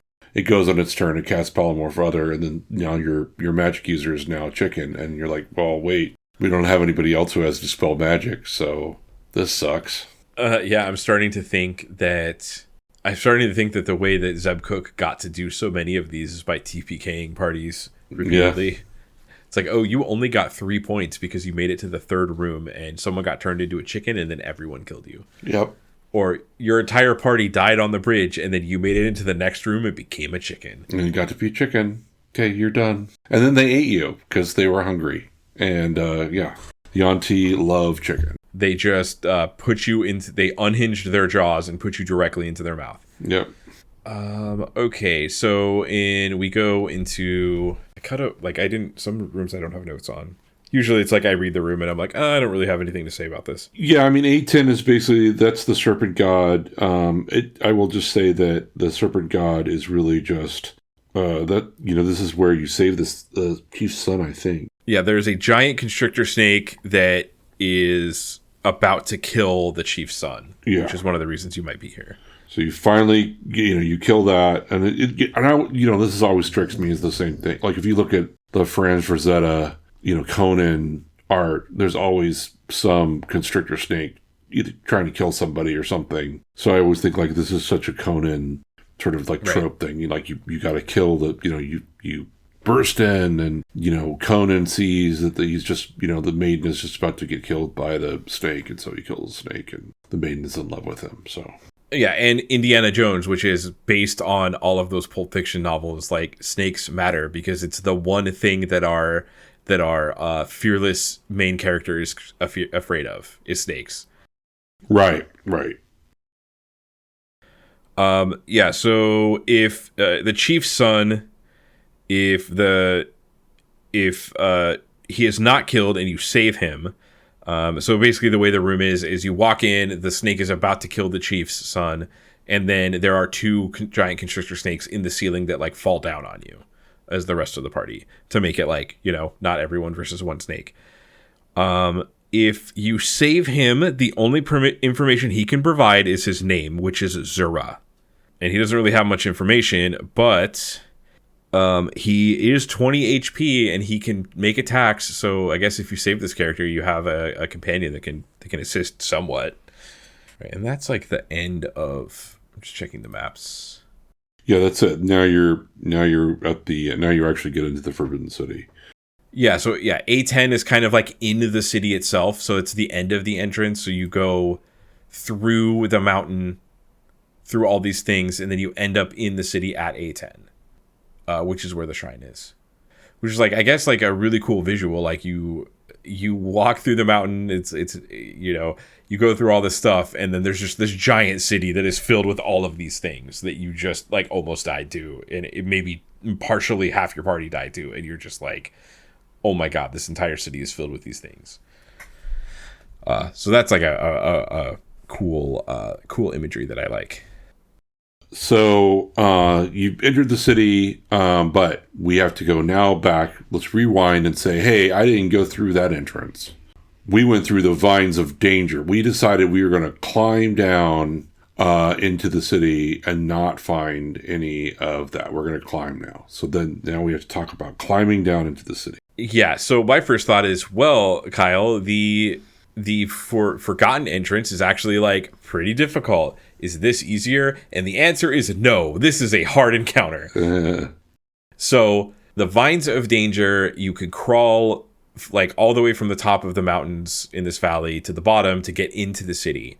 However, there's wasps. Of course, thieves are nerfed and they can't just go down because they can tell that you can't just climb down. Right. So as you're going down, you will see a giant wasp fly to the vines at a point 100 feet below. So we are now encountering, of course, it's D&D. We're going to fight giant insects, right? Yep. It's always, D&D where we have to fight giant insects. Well, AD&D, I guess. I don't know. Whatever. So basically, as you approach and try to climb down, these flying wasps who have a nest under the vines that they are protecting come out and try to attack you as you're climbing down. And there are a ton of rules that this talks about that gives the wasp a pretty massive advantage. Yeah, there's no, if you're climbing, you basically don't get any dexterity for your armor. You can't cast spells, which is pretty big. You can't just throw a fireball at them. And they have a +4 to hit you, and you have a -2 to hit them. You can't use any two-handed weapons. It all has to be one-handed weapons. Because in theory, you're holding onto a vine, you can't use your dexterity, and you're swinging your one sword or whatever, dagger or whatever at these wasps. Correct. And not only that, the giant wasp, they can sting you and paralyze you. Super. If you get paralyzed while climbing down, there is a 50% chance of falling, which is like pretty much instant death. Yep. So you are like, the numbers are stacked against you. So you better hope that you kill these wasps extremely quick. Yeah, this is a much shorter way to get down to the city, but maybe you'll be falling down into the city. So, good luck. This might be better. I don't know. Maybe this is better because then you're just like, okay, well, we went through 3.5 hours or 2 hours of encounters going through and fighting all this stuff through the hidden entrance, but it only took us 10 minutes to get through the vines of danger. But only half the people survived, or maybe the other way, only half the people survived. So who knows? Hey, if you land in the city as a corpse, yeah, you still show up in the city, right? You successful. Do I get a point in tournament play? I don't know. I made it to the city. I was a corpse when I hit. I made it to the city as a corpse. So yeah, that is like a much shorter, but like maybe more violent and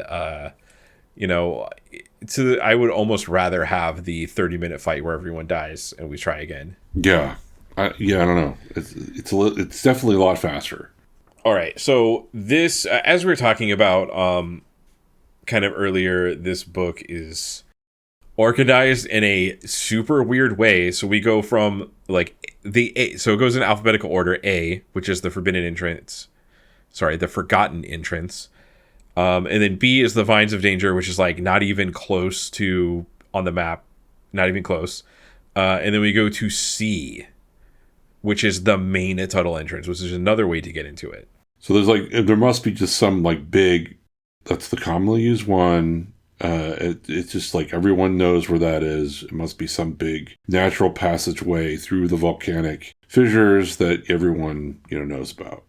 Yeah, so with this, there are 2 ways to get through this. So the map is like kind of a fork. So there's like a right way and a left way. So we're going to kind of go through it in the order that the book has it. But we'll like kind of tell you the other way. The other way for it. So, all right. I was the most excited to read this room, Kyle.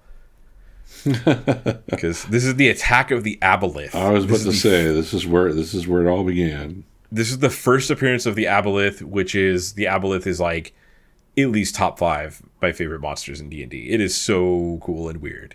So yeah, you basically, there's a lot to the Aboleth. You go down into this tunnel. There's a river because obviously Aboleths live underneath the water. Everyone knows that, right? And so there's an Aboleth there. Aboleths are their own thing. Just going over, like, they're a pretty old D&D monster, as you know. This is one of the early adventures in D&D. But I just kind of wanted to go over what they can do. So the Aboleth, they kind of look like a weird alien eel with 3 eyes on the front and have multiple tentacles. So they are highly intelligent creatures. In later versions of D&D, they like basically said they have perfect memory of like everything they've ever experienced over millennia. But I don't think they talk about that specifically in this version. So They don't. So first of all, they can attack you with their tentacles, and if you get hit with the tentacles, your skin becomes a slimy membrane where you got hit. And it can be stopped with a cure disease spell. But once the change is complete and you become and it's entirely a membrane, you have to be kept damp, or you will take 1d12 points of damage from drying out. And this is the first time people might have run into this, so this is such a weird creature to put in something the first time, for sure. Yeah, it's all going to be very surprising. Because you're going to make this save and you're underwater probably fighting Aboleth, and you're like, oh, well, okay, I guess that happened. And then as soon as you leave the water, suddenly you're taking all this damage, and you're mute where you got hit by the Aboleth. Now it's like all drying up and you're taking tons of damage. And this is probably after you've dealt with the Aboleth, either by killing it or it's like run away. Because it's smart. And it may have stolen some of your party members. It may have, damaged almost all of them. And then like, okay, well, let's get out of the water. And then all of a sudden you're taking tons of damage. And that's not even all of the things it can do. It can enslave other creatures 3 times a day, which is you make a save versus spells. And if you fail, then you follow any telepathic command from the Aboleth. So he's in a giant pool, so the first thing it's going to say is jump in the pool with me, and you're going to run into the pool. So that you're probably dead if you fail that save. Well, no, it's probably going to make you it'll basically like draw you into the mucus, because it wants to enslave you. So it's going to have you jump into the water, and then you're going to swim towards it. And then you're basically going to get the whole breathe water thing, because if you get drawn into the mucus of the Aboleth, you can then breathe water. So then it becomes like you're its slave underneath the water. Because what it really wants to do is take you back to its city, where it has all of the other Aboleth that live and all of its slaves. And that's what it really wants. Yeah, so there's an underwater city that it is building, and it wants to use you as a slave for that. I totally forgot about that. Thank you for pointing that out. Yeah, so then, but also, it enslaves one of your party members, they go underneath the water, they start breathing water, and then when the other party members go to attack the Aboleth, because maybe it's only, and remember, it can do this 3 times a day, so it could, out of your 6 party members that you're supposed to have, it could have tried to enslave 3 of them. And so half your party may be enslaved by the Aboleth, and then goes underneath the water, gets breathed water, and then you've either dealt with it and it runs away, or it's there and you have only 3 party members, and it's like, well, yeah, we're going to go build this city now. I guess we're going to stop the module now, because now there's only 3 of us, and we can't kill this Aboleth, and I guess we start over again with a new party. Right. And the other thing that it does is when it gives you, it makes the cloud that gives you water breathing, it makes you unable to breathe air. Right. So you can't come back out. So you can't leave. If you leave, you can't breathe air. So it's funny, this character, this monster is designed, a lot of the other monster designs they just have, one attack, or they attack you with a weapon. This is a combo of, deadly design on the Aboleths, and they still have this stuff to this day. They still have the same stuff. Yeah, but the enslavement in this one could be, because if you're playing 6 characters, it could have enslaved 3 of your 6, and okay, what do we do now? Yeah, and then also when you walk into this room, so there's a tunnel, and then there's a path going through the tunnel. And that path is actually an illusion created by the Aboleth. Right. That is trying to make you walk into the river. So also it can make powerful illusions. So like this is one of those situations where probing the floor as you are walking is actually worth it, because you will notice the illusion is there. So yeah, this Aboleth fight is pretty deadly. It's probably best if you go the other way. But essentially this room is the Aboleth is worshipped by the mongrel men as one of their gods. And through a special arrangement with the Yuan-ti, the mongrel men bring a sacrifice once a month to the Aboleth. So this is like the one thing that everyone's working together on is feeding this Aboleth. Like, we need to make sure this Aboleth is cool. Right. And it doesn't eat them. It enslaves them to take them down to their underground city and like, you know, very, very like H.P. Lovecraft horror stuff going on there. Yeah. Yeah, that's one of the questions like I want to ask Zeb Cook is like, so how did the Aboleth how did you come up with that? I mean, obviously it seems very Cthulhian sort of thing, but yeah, I would say that's one of the things I would want to ask him. And one thing about the Aboleth that I did want to bring up, there's a YouTube channel called Game Trade Media that does a series called Building Character, where they basically like you build a character, they interview you while you're doing it. Zeb Cook in that did mention that there was an Aboleth toy that never went into production. Oh, really? Okay. Which I desperately need. So he said that there is I forget what it's called, but it is like when you make a toy, you make like a pilot, like a test toy of the Aboleth. That like test toy exists somewhere. Wow. You know, maybe it's in a garbage bin, like maybe it's in a landfill.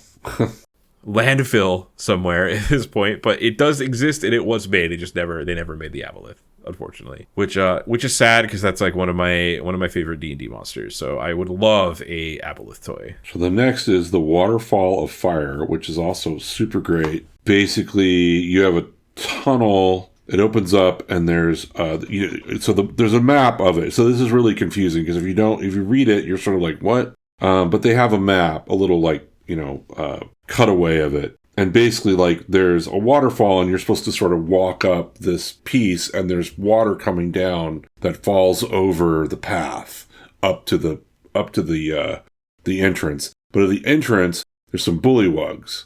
So this is the first time you see bullywugs, and the bullywugs have a super fun surprise for you. So after you fought this Aboleth, you start walking up this path, and then there's a waterfall, and they basically like take a bunch of oil, put it into the waterfall, and then light it on fire. So then all of this like fire is coming down on you. So that's super fun. Yeah, and this is another room that is like, I read it like 4 times and I was super confused. But if you go to the map, if you go to the actual map, it is another one of the rooms where they do the like isometric side view of it. And it like makes sense once you see that. Yeah, once you see that, it makes sense. And then you're like, oh, okay, great. So obviously there's a bunch of saves you have to do in order to not take damage or take damage. You sort of have to figure out how you're going to get up to the top of this pool and get these bullywugs from continuing to put oil into the giant waterfall of fire. Yeah, and also the cover of this like the art on the cover of this module is a some sort of fighter like being eaten by a bullywug as he's stabbing it. So right. They front and center the bullywugs are part of this part of the adventure. And what's funny about that picture is it's like the bullywug looks massive and crazy, and they're only 1 hit die creatures with like 5 hit points. So they're just like little tiny things. They're not really super powerful. There's a weird inconsistency with how they draw the bullywug throughout the art in this. Like sometimes they just look like normal frogs, and other times they look like giant hulking beasts. Yeah. I also say that cover I love because there's a wizard like shooting some kind of spell, and it just like is messing up some bullywugs. Yeah, I don't know what spell that is supposed to be. It looks like Eldritch Blast from 5th edition, but it is. It really does. It is not. It is not that. I'm guessing like Lightning Bolt or something. It doesn't matter, but it's also like that. Kind of looks like a gnome or something. Like yeah, he's very very garden gnome coded. So this is also a little confusing if you're reading it straight because it goes like what we just talked about, and then it's like the main gate. Yeah, just like what? Which is in the middle of this path, because the gate is what separates like the city from the outside. So you get like the main gate in the middle. So this is like then you get to after all of this, you get to the main gate.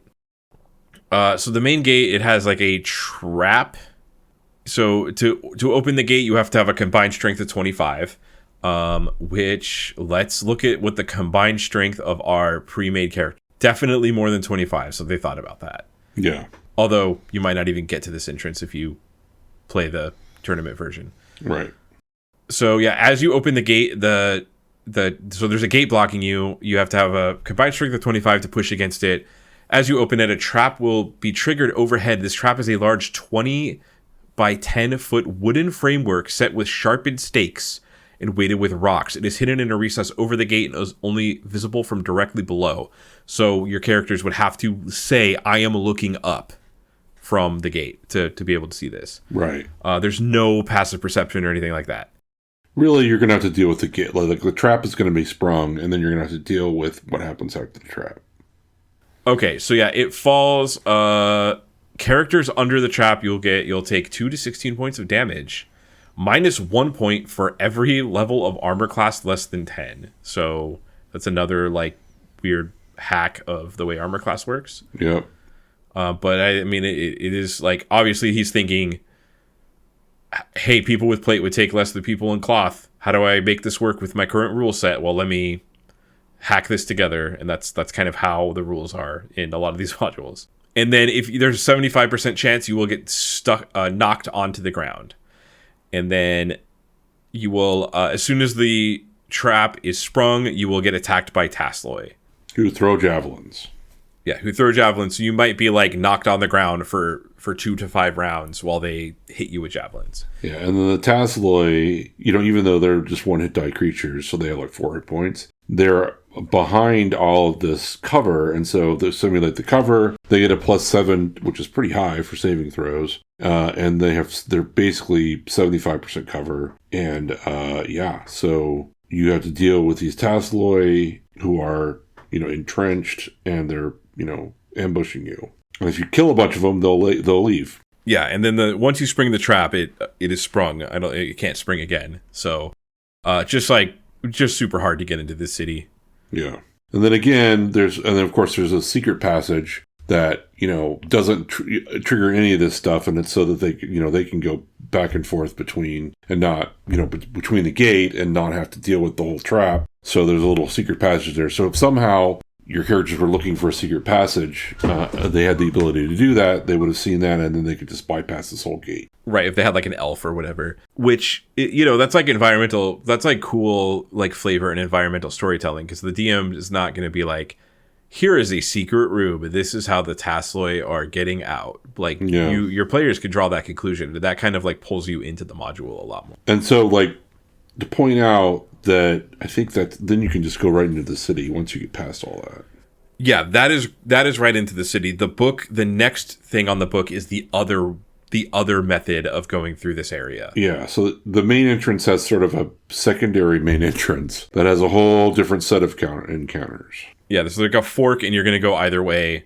So you're going to do the Aboleth, or you're going to do this. And this has the Yellow Musk Creeper, which is a new creature for this.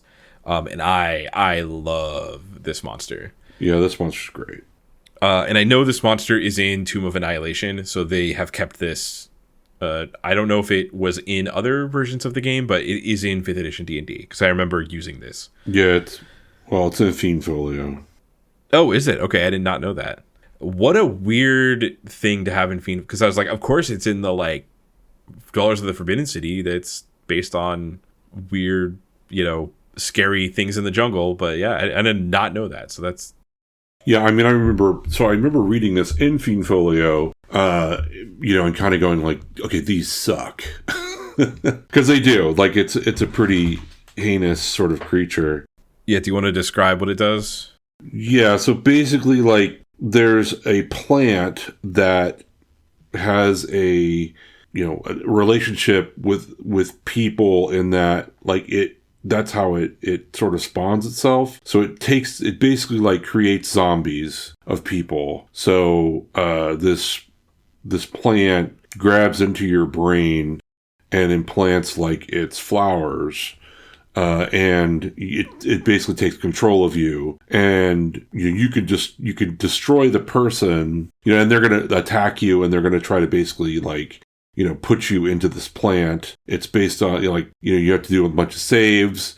If if you don't do the saves, it starts eating your intelligence. If you get down to 0, then you're a zombie. Totally heinous. And basically, like, you could destroy the entire plant, you kill the person, but then, like, the fun part is the zombie will die, but then in a certain period of time, a couple of hours, another plant will spawn up from the person's, basically brain. So you just have to deal with it over and over and over again. And there are things that exist like this in nature. Like, one I can think of is like the cordyceps mushroom. Yeah.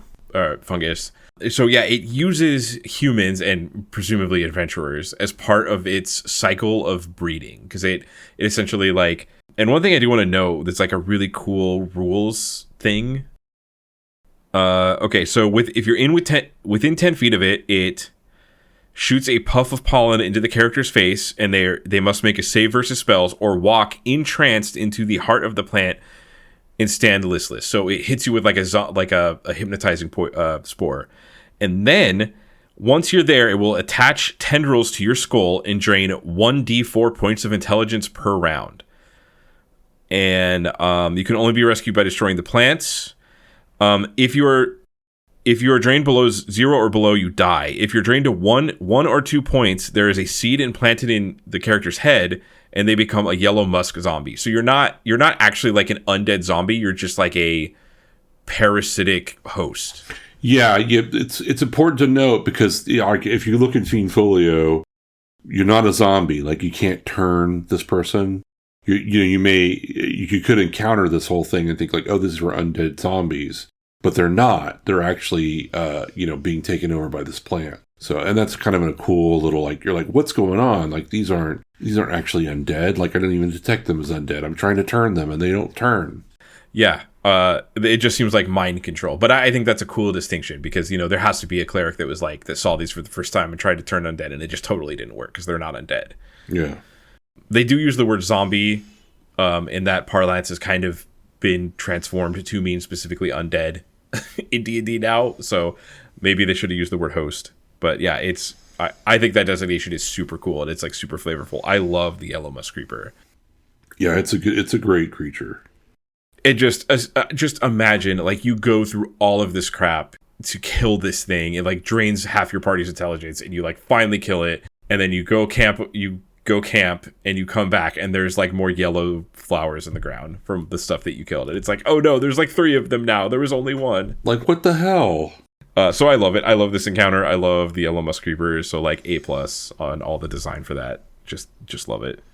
The next one is the industrious ants, which I don't think is all that interesting. It's basically a bunch of ants, and they will attack you if you do anything against them. So yeah. My note on this is I am very surprised over the amount of giant insects in early modules. Yeah, there's just a lot of insects, big insects.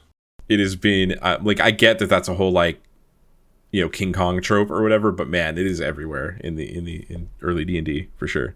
The next one, and I think the next room is much more interesting because there's a Zorn in there, which, if you don't know what a Zorn is, it's a big, basically, it's kind of like an elemental. It's a creature that is an underground creature and just really loves metal. And so you got to bargain with a Zorn.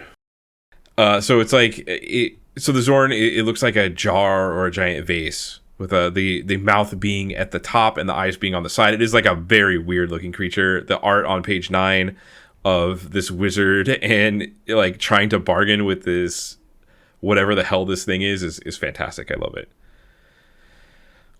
So they can like smell treasure and precious metals and gold, and they basically approach you and say like, if you don't let me eat your treasure and gold, I am going to be annoying. They're an HD 7 creature, so they're not exactly, and they can like burrow through the ground and like hit you and stuff, so they're really annoying to deal with. Yeah, and it's AC -2, so if you think, plate and a shield is 0, so this is at -2, so they're very hard to hit. And they're immune to a bunch of stuff and do half damages, and yeah, so it only has 35 hit points, but still, it's going to be super hard to deal with. Also, we don't have like opportunity attacks. Like, I think you could just walk away from someone in combat in AD&D. So like, this could conceive, like, if the DM wants to be a jerk, and maybe there's something in AD&D that I don't know how this works, but can't it just attack you, come out of the ground, attack you, and then go back, and you can't really do anything? Probably, yeah, something like that. This seems obnoxious. Just give it your medals. Who cares? Give it your treasure. It definitely will punish you if you do not deal with it accordingly. Speaking of giant insects, the next passage is the difficult passage. This passage ends in a 10 to 15 foot high cavern filled with stalactites and stalagmites. And there's a chimney at the top where a carrion crawler will shoot down from where it lives. And it will extend its body far enough to reach to you and attack you from the ceiling, essentially. Yeah. Fun. Piercers as well. There's 4 piercers. Oh, right. And piercers are like... they're like stalactites. They look like stalactites and they fall on you. Right. Which is a very... so wait, the piercers are they're like the opposite of the roper. I just thought about that. Because the roper is like a stalagmite.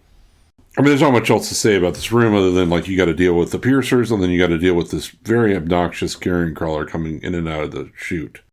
And I don't think I have any notes on anything further in this.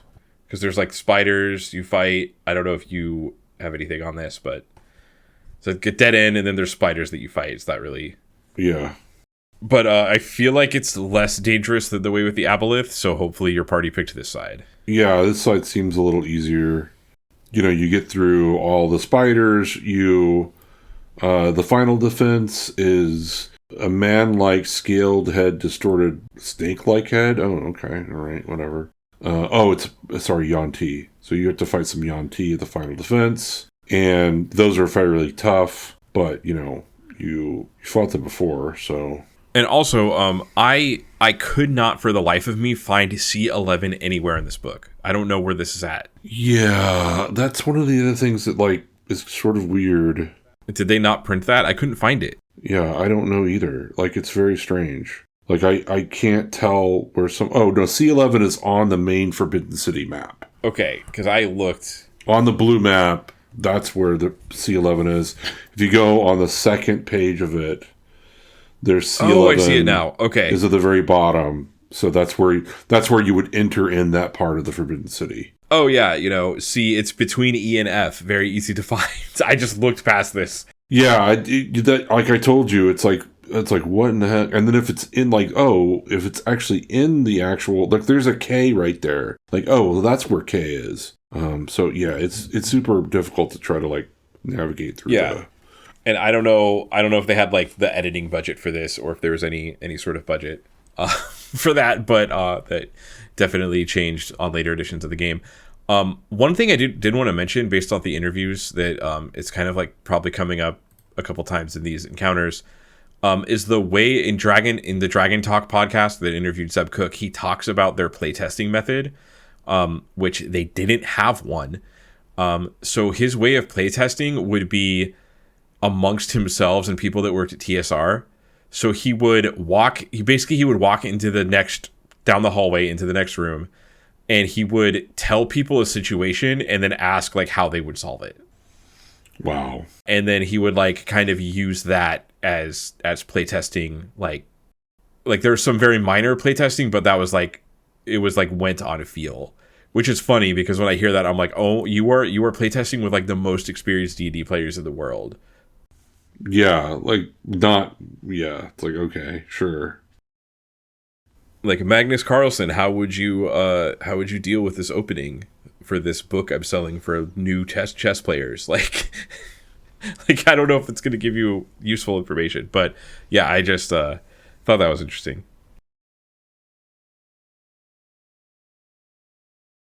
So there's actually 5 ways to get in because there's also the towering tree. Correct. 5 ways. So so we have the towering tree.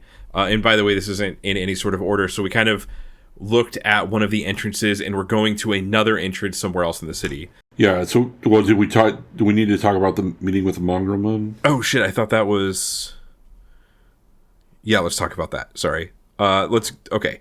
So, That is D.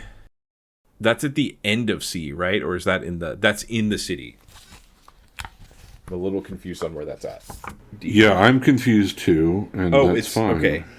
So D, it's like the side of the city, so that's another way to get in. Yeah, so I guess this is another way to get in. You can meet with the mongrel men. It's this is where it gets like a little bit weird for me, where it's like, okay, well, why don't you just do that? But I guess like, I mean, you don't know all the entrances when you're getting in, right? So you could like, this is the option if the DM wants to make it easy, or if maybe at a tavern they met a mongrel man or something. I don't know, but I do get your point. And so and the towering tree is also not so bad either. Although there's like a really good chance that you kill yourself on that as well, because there's also Tasloi, of course. Yeah, so Area D, meeting with the mongrel men. There's a narrow path 2 to 5 feet wide that like winds back and forth down the cliff face. There's a 10% chance per turn that a collapse will occur, dropping one character randomly, and a 20% chance the character will land on the next ledge. So basically, like, you cascade. You might fall for a really long time, or you might fall on the next ledge. But you might fall and die because the path is really high up. It's 360 feet up, so you could conceivably 10% chance to fall and fall really far. However, at the end of the trail, there are 7 mongrel men, which are HD 3. So they're pretty. I mean, they're not nothing. Yeah, and they attack you and hit you with blow darts and paralyzing venom and stuff like that. So you could also then fall 50 feet from that. Mm-hmm. I mean, if you do the math on that, there's a 10% chance per turn. So however many turns it takes for you. So there's probably a fairly good chance, given however many turns it takes you to go down there, that you'll have at least one dropped character. And there's only a 20% chance of them like being okay, and then an 80% chance of them just dying. So there's like this weird 10% per turn and then 80% chance of death. And particularly the thing that's interesting in this is like, they are not really interested in killing you. They want to paralyze you and then take you back to the ruins of the mongrel men. Yeah, the mongrel men. Yeah. So they want to take you back. So that's like kind of an interesting, I think that's an interesting encounter. Like, you get poisoned and paralyzed, and they bring you to like some random place in the city, and you have to figure out where you're at. That's pretty cool. I like that. Yeah. It's more interesting than just dying. Yeah. So the next thing, E, is the towering tree. Now, because meeting with the mongrel men is D and E is the towering tree, that does not mean that they are close at all together. It's the opposite side of the map. There's a cliff with a huge long tree that is 35 feet away from the cliff wall. Oh, this must be the rope piece. Yes. The cliff is 350 feet high at this point, so maybe that's why you can't have more than 300 feet, because then you could just rope all the way down. Right. That sounds like that's about right. Are trees, like, I know redwoods and stuff are unusual, but are they like 350 feet is like really high? That is really high, and redwoods, I cannot remember the I don't know, 350 feet seems a little high, but what's the tallest redwood? Yeah, I am just curious if this is like maybe not really an error, because obviously it's like a fantasy place that can have crazy tall, so the tallest redwood tree is 380 feet. So it's possible to have a tree that's that tall. Okay. But yes, that is a tall tree. That is a very, very tall tree. But, this is fantasy land, so okay. Yeah, so you have to lasso. Basically, it's far enough away that you would have to lasso a branch and then swing over.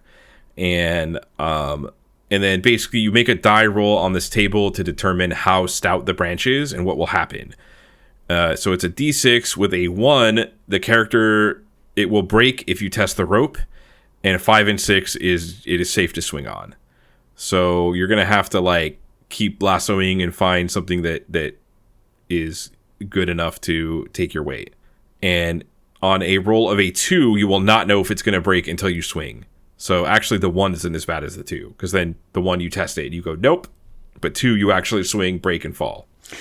Yeah.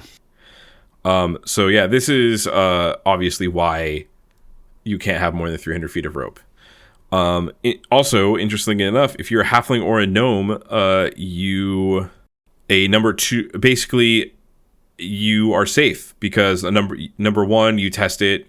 So basically, a roll of a 2, 3, and 4 for a halfling and a gnome counts as a 5 or 6. So you can't die here as a rogue or a gnome or a halfling or a gnome. So that's, I guess, a bonus. This is one of those things where it's like, I think as a DM, you have to decide if you really want people to be in the city or not. Yeah, yeah, I totally get it.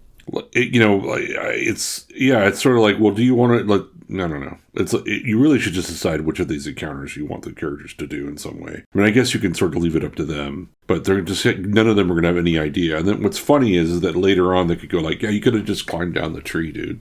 Yeah, and about 50 feet from the bottom are a group of Tasloi that throw javelins at you. And then they try to hide after they do that. And yeah, I've noticed also in, old D&D, especially in like Greyhawk, he kind of, Gary Gygax kind of treats, and some of these early designers treat these adventures like the call to treasure is irresistible. Like, you will die for it. Because in a modern D&D game, a lot of my players would look at this and be like, screw this, we're leaving. There's no hook to keep us here. Like, like, I'm out of here. Why am I going this. Here? Snake people turned me into a chicken? No thanks. Like, pass. Okay. And then after this, we are in the city.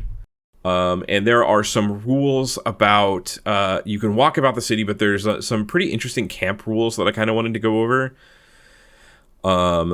So it essentially says, the Forbidden City is entirely deserted, except for, the occasional wasp and parrot during the day. But at night, it becomes alive and sinister. It says alive and sinister because, like, a lot of things here are nocturnal. So there's the random encounter table has day and nighttime encounters, and the chance for an encounter is 1 in 8, and you roll that every 3 turns, so every, like, 30 minutes in the game. If you decide to explore the ruins for several days, the DM should allow the characters to establish a camp, although the security will depend on the location. If you remain in camp all day, you will have 0 to 3 counter checks. At night, there will be 3 encounter checks, and the chance for an encounter will be increased by 1. If you keep one campsite for an entire week and successfully overcome all encounters, the frequency of encounters will then be reduced by 1 check every night and 1 check every day. So it expects you to be here a while, and It gets easier.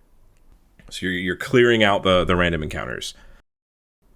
So yeah, that is another thing with the tournament, right? Imagine getting here, and then you just get all the random encounters. Like, you just get all of them. And then another group doesn't get any, and then they get to the end of the adventure and get more points than you. Like, very, very weird.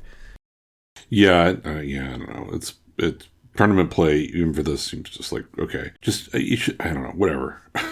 So the random encounter table is not, I'm not going to super go, it's like a lot of the actual, Yuan-Ti, the Mongrel Men, the Bullywug, like all of the factions here have encounters. Yep. Number 8, 9, and 10 during the day is event, and I think it essentially says like, hey, you should make up your own events. Yeah, so event, it just says you should create an event, and it should be one that will inconvenience or unnerve the players. Sudden flight of birds, clattering of stones, strong gusts of wind, shadows of giant wasps passing overhead. So nothing really happens, but flavor. Unnerving the players is like pretty interesting because like it's so dangerous in here that the DM's like, yeah, you hear footsteps behind you, and it's just, you're like, oh god, what do I do? Like, prepare, get all these things, and it's like just an event. I don't think it would be hard to unnerve a player after all that crap that they went through to get in here. Right. It's like, we're going to lose our progress. Oh my god. There's some movement rules. So it's like, hey, you need to go 2/3 through normal dungeon speed, swamps, very treacherous, and quicksand. Lots of quicksand. So, like, I guess what we should explain is if you look on the map, the blue map, which is the map of the actual city, there's letters on each part.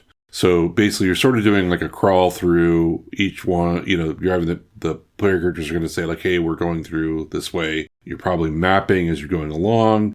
And then, as you get to different parts of, you obviously have the random encounters that are going on. And then you get to the lettered areas. And then the lettered areas Some have, some are like our caves, our things or stuff. So the first one they have is the cave of the brutish bullywugs. Not sure why they need to be brutish, but they're brutish. And every faction has a stronghold, like a headquarters. So the first one is the bullywugs, and it's just filled with bullywugs. There's 15. It's just filled with bullywugs. There's not much to deal with here. You just are dealing with bullywugs. Which only have 6 HP each, so that actually shouldn't be that hard for people at this level. And then there's the lair of the treemen, which is, of course, the Tasselloi. So this is where all the Tasselloi are hanging out and doing stuff. I don't know if you want to talk about anything here. It is interesting. There's one thing I want to talk about. So the lair of the treemen is where the Tasselloi are, and they kind of crawl around the trees. There's a pretty interesting map of this entire area. But I did want to talk about the shaman platform. So living alone, there is a isolated Tasselloi shaman, who is a 5th level cleric. And one thing I wanted to talk about is he has a wand of magic missiles with 36 charges. And this essentially says if fights break out, he just runs away from you in the trees and uses that on you. And 36 is so many charges. Yeah, that's a lot of charges. Each of those, it's 3 darts? I'm not sure. Each time, and they automatically hit? I'm not sure. Yeah, and these are D6 magic missiles, not D4. So that's really deadly. Yeah, no, he's going to mess you up. Well, I also want to point out, I guess I should point out in here, there's spiders that they've trained. They've trained some spiders, and they also ride wasps, which is sort of an interesting piece. So they've trained wasps as mounts to fly in. So they have Tasselloi will also use wasp mounts. And it also says the spiders are trained. They will respond to certain cries and whistles, and they know the following commands: go, come, attack, snare, wait, spin, and carry. So I think the way that is described, presumably the player characters can learn these words and use the spiders. Yeah. If they figure it out, yeah. Which I think it's written that way to allow players to do that, which is pretty cool. I think people would enjoy that. But other than that, I don't think there's about these, other than that shaman, which is definitely going to mess you all up. It's not really too much to talk about here. Although a hidden spider silk pouch under the platform has 1,000 platinum pieces. Yep. Which is, that's a pretty lot of experience for you. That's a nice set. I can't remember in advanced D&D if you get experience points for money or not. Oh yeah, that's a good point. This is advanced D&D. I don't think you do. I'm not sure. You know what? I will look that up when I'm editing, and I will edit in the answer here. Stop time. Hello everyone. I am pausing the podcast during the edit to let you know that in the Advanced Dungeons & Dragons Player's Handbook on page 106, it does state that players get 1 experience per 1 gold of non-magical treasure that they find. Meaning, you get experience per gold that you find at a rate of 1 to 1. The reason that we forgot about this is because I've never played this edition of the game, and Kyle has not played this edition of the game since he was 10 years old. Now, back to the podcast. Time begins to move. Also look up Wand of Magic Missiles and see what the actual thing is. I guess we could take a little break and just look that up. Hey, I'll actually do that after this dice roll. Stop time. Hello, everyone. I am once again stopping the podcast here in the future during the edit to let you know that I am looking at the Dungeon Master's Guide by Gary Gygax that was printed in 1979 and was reprinted about 8 different times up until 1983 with some small changes. According to Achaeum.com, which is a great informational website that tracks reprintings of different D&D books. In AD&D, the Wand of Magic Missile works very similar to the spell. It shoots a single dart that automatically hits for 1d4 plus 1 damage. You can expend up to 2 charges a round to shoot 2 missiles a round. So you can shoot 2 missiles a round for 2 charges, and each of those missiles automatically hits for 1d4 plus 1 damage. Back to the podcast. Time begins to move. All right. So essentially, yeah, every faction here has a micro dungeon of like 5 or 6 rooms. So after the Tassloy, so you face the Bullywugs, and you then are going to actually meet the Court of the Masters, who really is the boss of this whole dungeon. And yeah, this is what I was talking about earlier with the Eastern, the way they talk about this house that he's in, and like if you look on H, it has like, I don't know, just really has like an Eastern architecture to it. Yeah, for sure. This is like some kind of like Japanese sort of household thing that they're trying to mimic. There's like a Zen garden sort of something. Yeah. And if you look on, the other thing is if you look on the actual maps, the font for section H, map H, which is the House of the Master, is in some sort of, I actually looked this up in Oriental Adventures to see if it was the Oriental Adventures font. It is some sort of Eastern font. Yeah. It has, so nothing else has that same font. All of them have fonts for the map, but this one has this sort of Asian looking, Asian from the sense of, an old school Chinese restaurant, and they put the letters in English and they use that font. It sort of looks like that. Yeah, or the font from a Kung Fu movie poster. Yeah, so it's only slightly offensive. I don't know. Maybe, I don't know.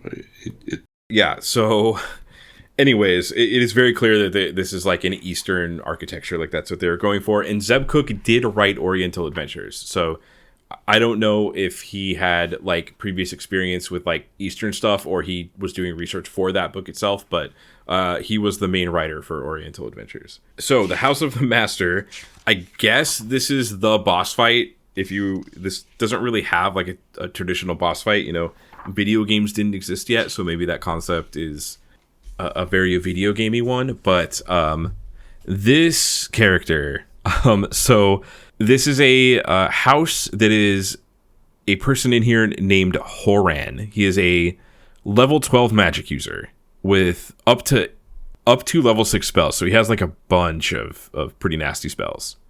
And the way this is written is he never, if you like encounter him, he's not going to directly fight you. He's going to run away and do all sorts of weird magic stuff on you and just like never fight you.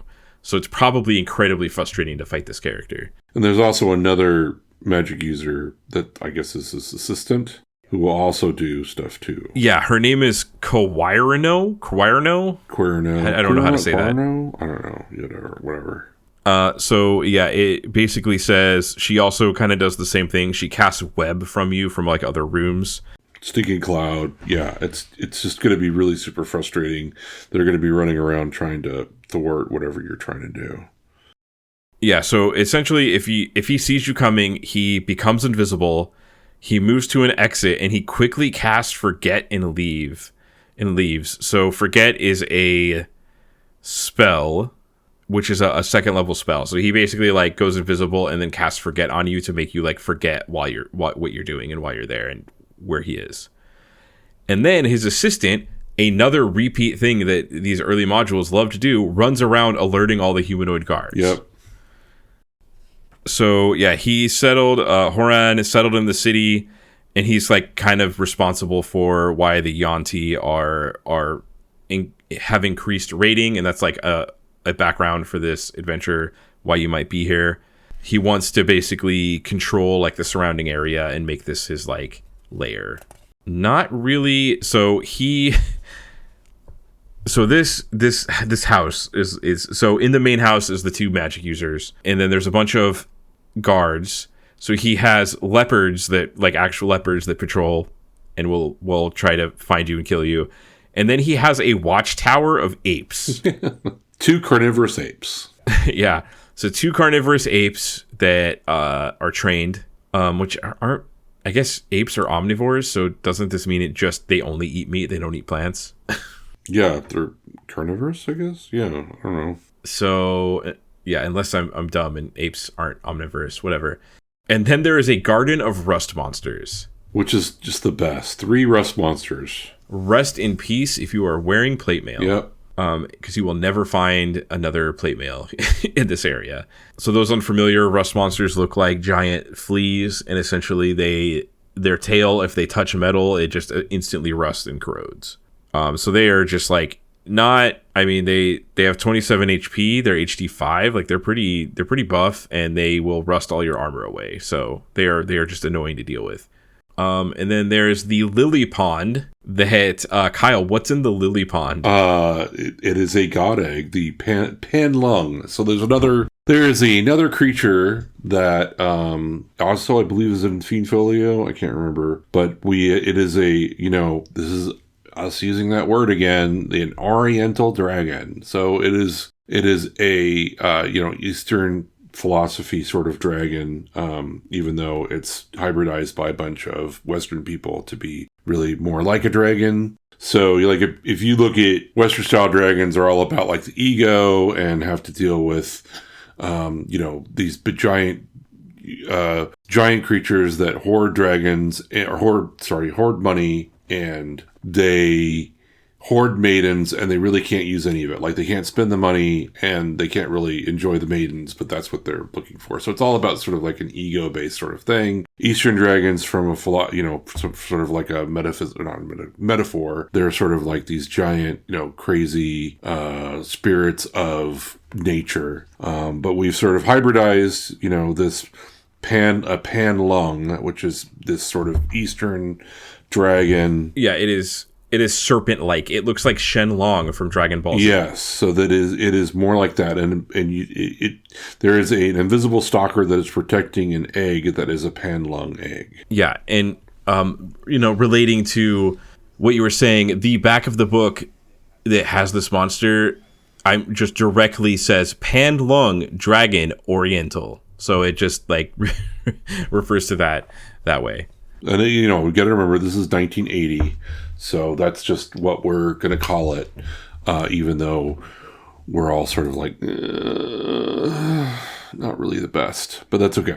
Yeah. I mean, obviously, like, we're a little uncomfortable talking about it. Yeah, we're definitely not like happy about it, but we're talking about it because it is in the context of this. Yeah, it is important. It's what's in the book, so we don't want to avoid talking about it. Right, so Horan's house, so we have the Panlung. So it is a god egg that the Bullywugs worship. Yeah, they basically worship it like a god. And Horan uses that to like have the Bullywugs do whatever he wants. Hopefully, yes. And he has also placed an invisible stalker next to the egg that will watch it, and if you take the egg, they will track you down and try to kill you. Just like any good invisible stalker should. Yeah, but the Panlung egg is worth 5,000 gold if it is returned to civilization intact. Because everything needs to have a price. Why would you come here if you're not going to get you got like mind controlled by an Aboleth and all this stuff. You better get paid. Yeah, we need to get rich. Come on. I don't think there's much else to talk about in his mansion other than like his chamber. He has a spell book with like a ton of spells. Yeah. It basically just, like what's probably going to be going on here is there's all these rooms that have stuff in them, but you're going to be pursued by Horan and his assistant probably, and then numerous guards that are sort of all around here. So there's a bunch of guards like bugbears and the apes and the leopards and the Tasloi and there's some Yuan-Ti. So you're going to have sort of all of that sort of following you while you're inside the house, trying to, it's just sort of like chaos. It is, yeah. And one thing I do want to bring up, he has like a Liamon's secret chest that you have to open with a special platinum key, and it also has a curse on it if you force it open without the key. That whoever forces it open, you have to save versus spells. If you fail, you will grow a beard at a rate of 3 inches per round, 30 inches a turn, and only a remove curse can stop this growth. So you just have a beard that nonstop grows. Yeah, for 30 turns. At a rate that you can cut off, but still it never stops. I guess while you're sleeping, you wake up and you're just surrounded by beard. You could get, I guess you could die by beard. Anyways, So that's kind of it for Horan's house. We come up to the Bugbear area, which is like another micro dungeon. There's a character that you can meet here called Shruzgrap. Shruzgrap? Yeah, Shruzgrap. Which is another character that you meet in a dungeon that you can talk to that backstabs you the first moment that they can. Yeah, it's a theme in Dungeons and Dragons that, the people that you meet, this one's a bugbear, but he's like trying to like better himself and become, the bugbear chief. But if you actually help him and he actually becomes the chief, then he betrays you and tries to kill you. So that's, yay. Yeah, so you will meet this character and he will essentially say like, hey, I want to become the chief. You should attack the chief and then I will join you on the attack. And then he will join you in that attack and then promptly try to kill you after it. And then the next part, you actually meet Yurak, the witch doctor, who also really likes Shruzgrap over the current boss of the Bugbears. So he'll actually assist you as well because you're helping Shruzgrap. But then again, probably at the end, if you actually got Shruzgrap to take over the chief, they're all going to betray you. So yeah, it is some interesting dynamic of like you're in this micro dungeon and there's these like two factions that hate each other. So it's like a faction within the faction. So I do like that. Yeah.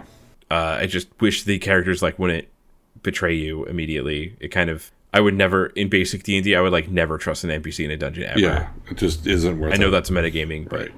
You shouldn't do that.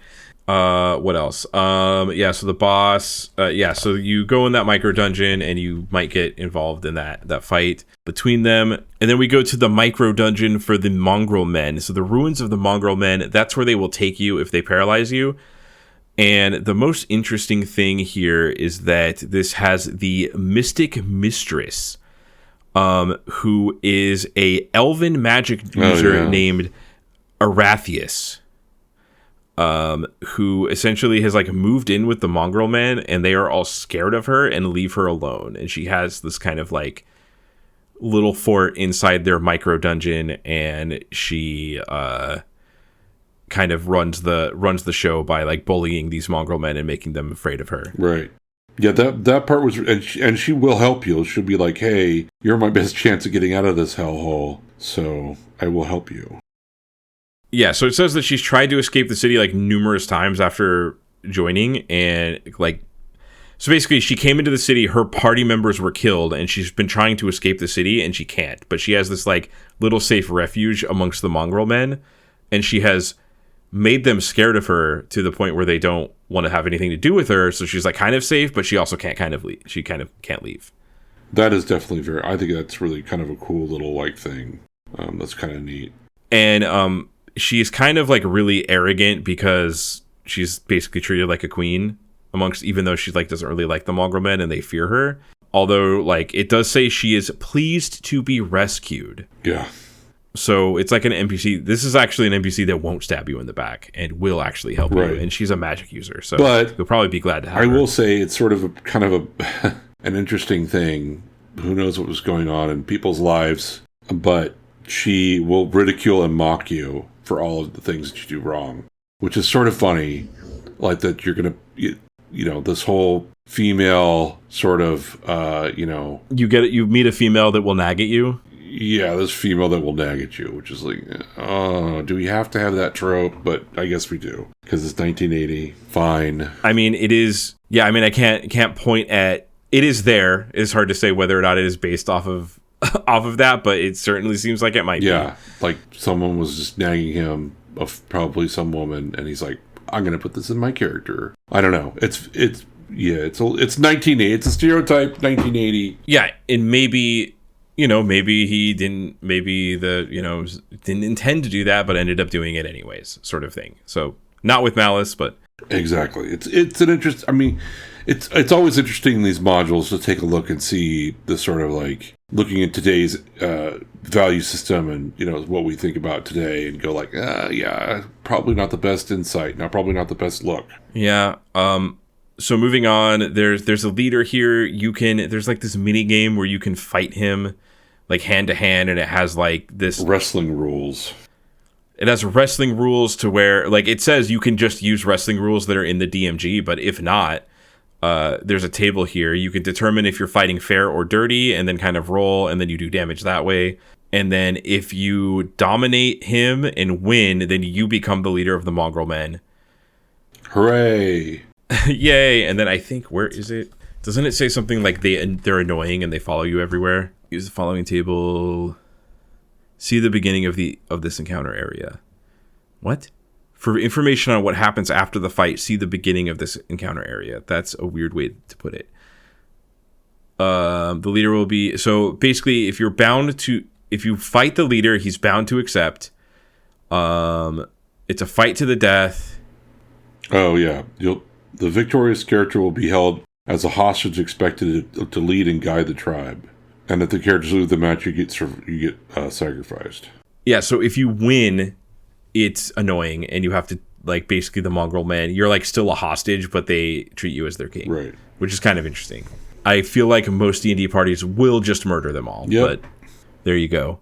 So there's also the Bullywug Stockade, which is the micro dungeon for the Bullywugs. I don't have too much to say about this. It is just their stockade in a hill.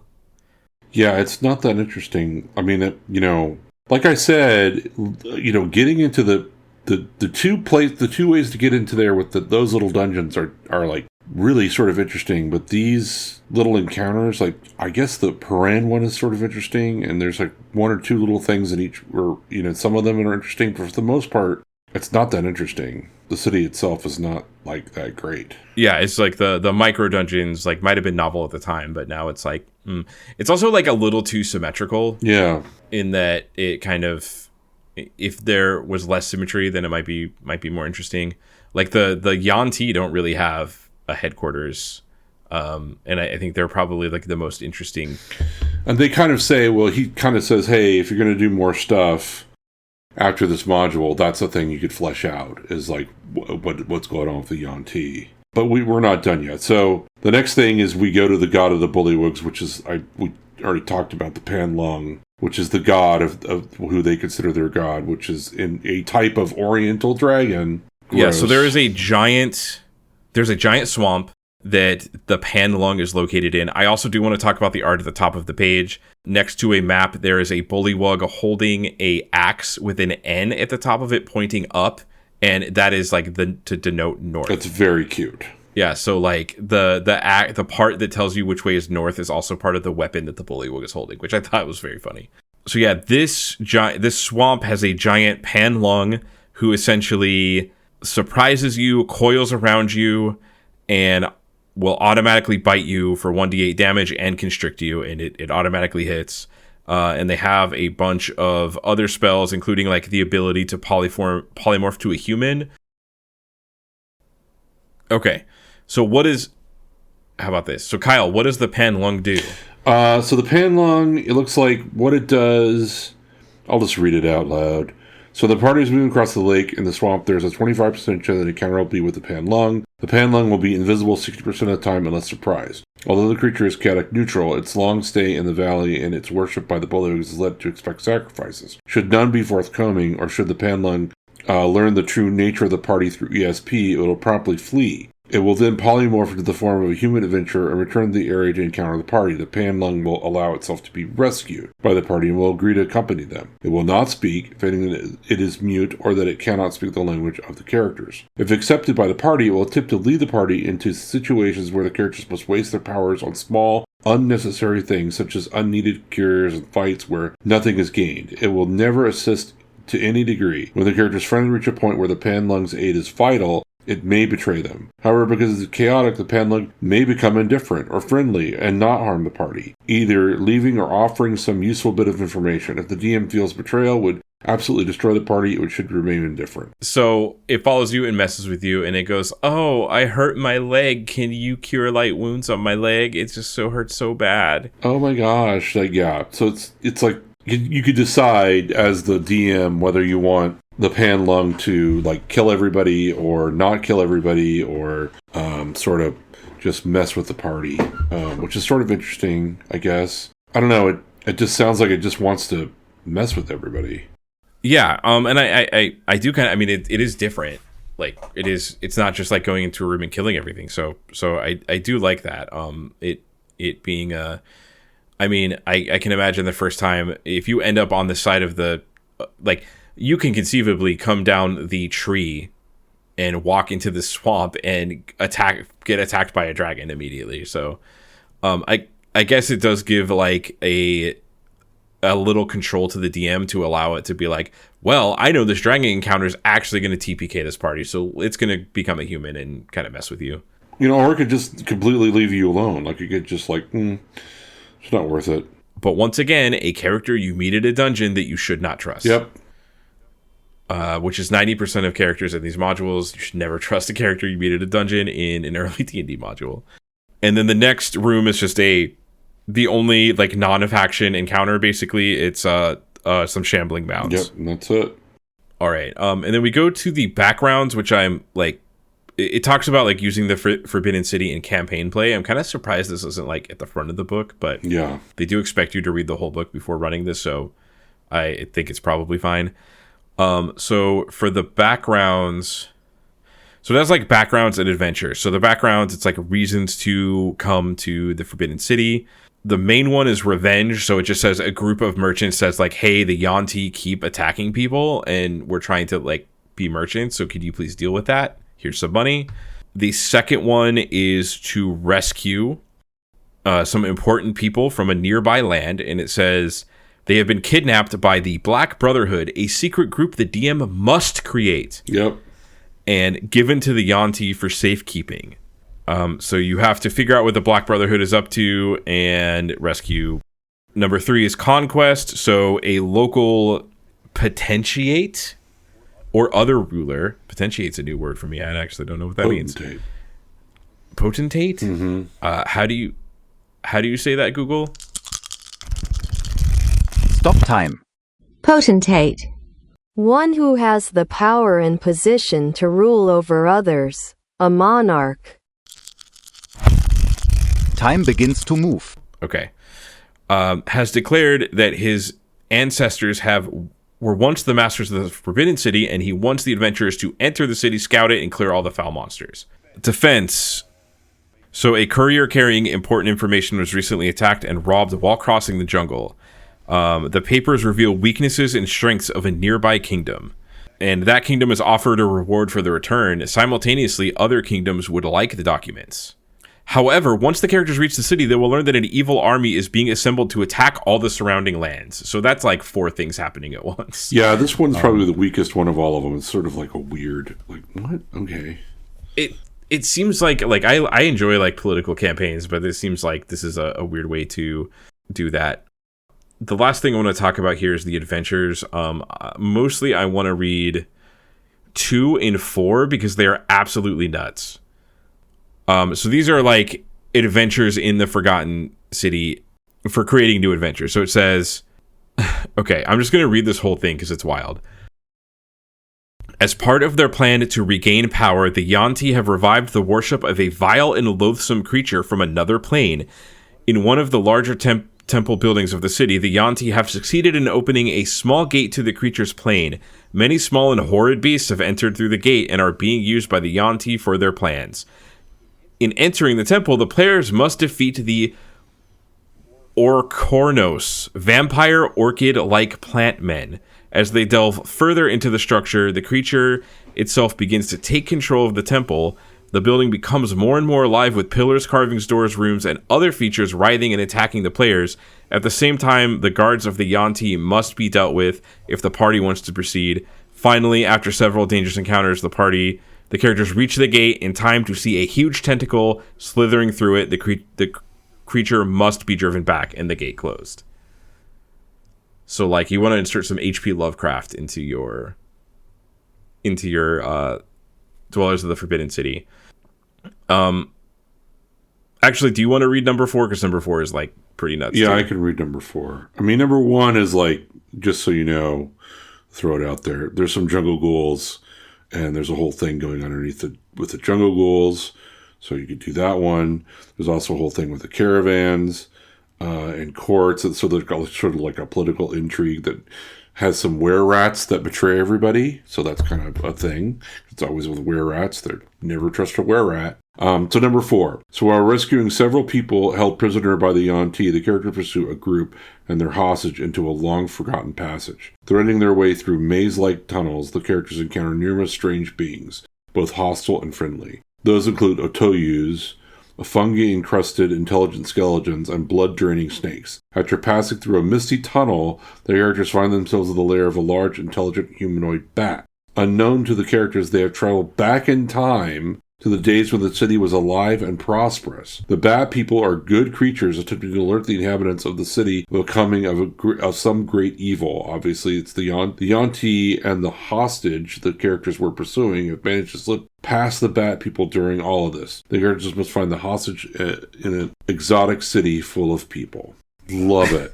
So you go back in time to when the city was actually used as a city, and now you're back in time and you're doing this like adventure about finding like you're in a stranger in a strange land, like trying to find this person. Like I would have never expected that adventure in this.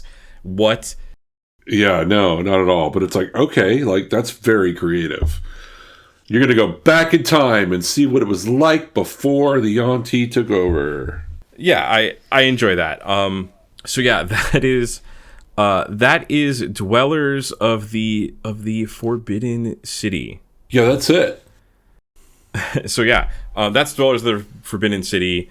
I think it is I enjoy this module. I think it's like a little too like difficult, and getting into the city is pretty hard. And like I feel like once you get in, like if it's this hard to get into the city should be a little more interesting.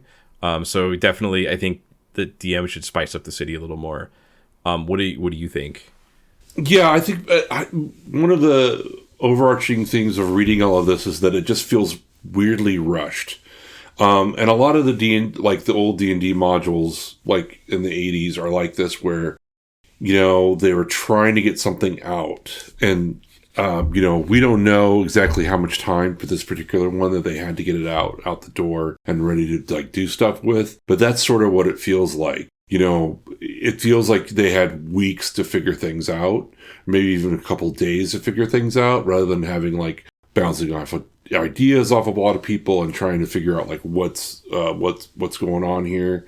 And I also think that it was geared towards the tournament play. That like that was the focus of that module. And then all of these things sort of like when they wrote it up later, it was like, oh, we got to add all this other stuff onto there to make it sort of something that isn't necessarily just for tournament play. But in the end, like there's a lot of meat in here that shows up so much in other things. You know, the Yuan-Ti, the dragon, the mongrel men, and that sort of universal like the sort of long forgotten city that's controlled by a group of completely alien sort of like, I don't know. I mean, I'm trying not to use like sort of Far East metaphor, but that's what they're really going for, is that this Far East sort of, completely mysterious group of different factions that are controlling, a very evil and crazy ass city. Yeah. And it is like it does feel like it is definitely crafted towards like the more difficult like tournament. You need to know what you're doing. You need to have like interesting ways to solve problems that don't use all your resources. And like sometimes you enter a tournament and you're playing Zangief and you fight Dalsim in the first round and you get knocked out. Like sometimes you run the tournament and you TPK the party in the second round. It's interesting. I mean, it's also a lot of bad rolls could really fuck you. Yeah, I mean you could get RNG'd out of the game, like I was saying, you run into the abomination, it rolls like it does magic, and you don't kill it fast enough, it does magic at the end of the initiative and polymorphs your cleric into a chicken, and now you don't have a cleric, or your magic user into a chicken, and now you can't dispel magic. So it is we've been saying a lot of these adventures are pretty brutal. I think I wish we had the tournament point structure, and I wish like I would love to hear from people that actually played this as a tournament, because keep in mind, you don't know this adventure. Like, you have to really pay attention and like really be good at solving problems and make some good decisions, and you only have 3.5 hours to do so. But I also see that there's a lot of genesis of other, modules and games. And, I think you made a good point about all of the like sort of pulp that these guys read, and then they're bringing all of that pulp into these modules. And then, of course, we're using them later. But yeah, I think that's really interesting piece of that. So yeah, I ended up just thinking like I wanted to see what this adventure is about, because I know that like people generally really like it. And I definitely can see why. You'd have to be like the type of person that likes the tension of like really hard, life or death situations in D&D. And I think that like some of the design decisions are really interesting. Like, I really thought I enjoy the way Zeb Cook is solving things using the existing rules of D&D, like the best that he can. Like, he's using the language that he has to solve the rules, because, they don't want to, every time these modules come out, they're not going to make up new rules for each of these rooms. Like, that's the point of having the basic rules, right?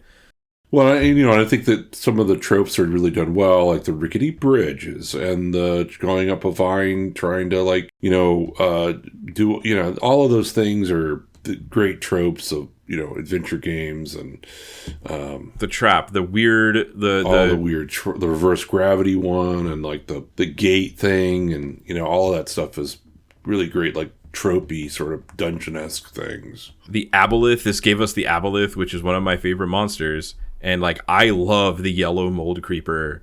That is a cool monster. Like, that's the type of, like, I really love that weird type of monster in D&D. And so the use of some of the monsters in this is really interesting. Like the Aboleth, like I would just love to talk to Zeb Cook about like the creation of the Aboleth. Like, is it based on something? Is it like, I don't think it came up at random. Like, where did he come up with all these like interesting abilities? Like, did he start with the motivation to build an underwater city and kind of like work backwards? Like, I'd love to know that. Agreed. Join us next session on Adventures Gone Mad, where we go over the adventure module Against the Giants by Gary Gygax.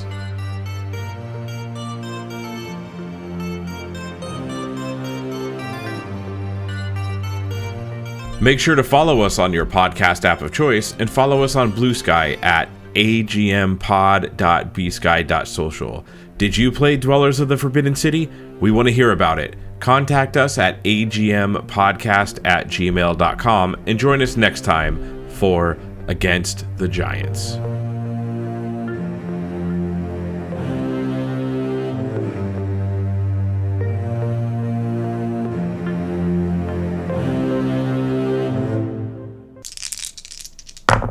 Now, for the job. But anyways, at some point he had to write a manuscript to submit to Wizards of the... He had to write a manuscript to submit to TSR. We were talking about Red Nails. Red Nails. Yeah.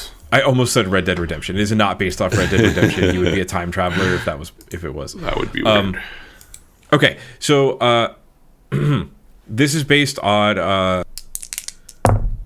But the short story Red Nails by Robert E. Howard is a short story about Conan O'Brien.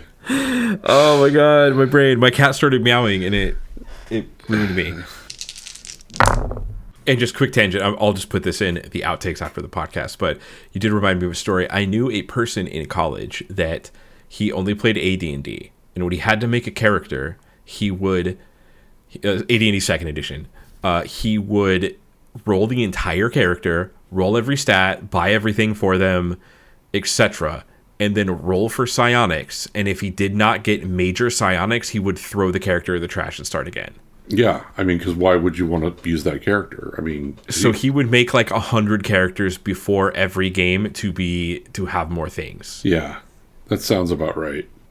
And in retrospect, it's like, just... I know this was a different era, but man, just ask your DM for it. Yeah. Anyways, that made me Sonic tangent made me think of that. Back to the podcast.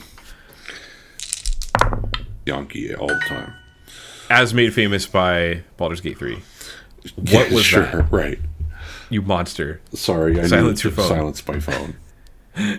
That was fine. Duolingo telling me I need to go speak some more French. The owl's gonna stab you unless you parlez-vous français. Yeah. Oh, 10-2-7. Okay. Got you. I might get into my costume for the thing I'm going to. Okay. So if I come back dressed differently and dressed weird, don't worry about it. All right. You're a very funny dog. My dog needs attention. Welcome back. Welcome back. I'm now dressed as a Final Fantasy character. I have no idea which one. So probably most people won't. So I am Dancer Bart from Final Fantasy V. Sure. So I am going to a Final Fantasy dance drag show after this. So I'm hosting a CRPG podcast. Well, I guess an Western RPG podcast. CRPGs, computers. Yeah. But I'm hosting a Western RPG podcast dressed as a Japanese RPG character. So I guess RPGs are just my life, and I can't. This is kind of weird now that I think about it. Is it? It's very Portland. Yeah. We'll see if someone actually recognizes who I am, but it is the easiest Final Fantasy character I could figure out how to dress up as. Okay. So my cat is here to interrupt things, which is a consideration for tournament play as well, because I found this on the web for your clearing out random encounters. Check it out. No, Siri, don't do that. God damn it. That really messed my concentration up. Man, that reminds me, there's a JoJo's Bizarre Adventure stand that's power. He's called, I think it's like Milliardo Man or something. His power is that he gives you money and you just nonstop get money forever until it like traps you and you die. Oh, I think I remember that. You wake up in a room. Oh, you wake up in a it's in like a later part that's in the comics. Oh. You wake up in a room like trapped by money. and like if you try to give it away, people will not accept it. They'll just be like, "Oh no, I can't take this. You have it." Like you're cursed with too much money. It is very. Sounds very JoJo.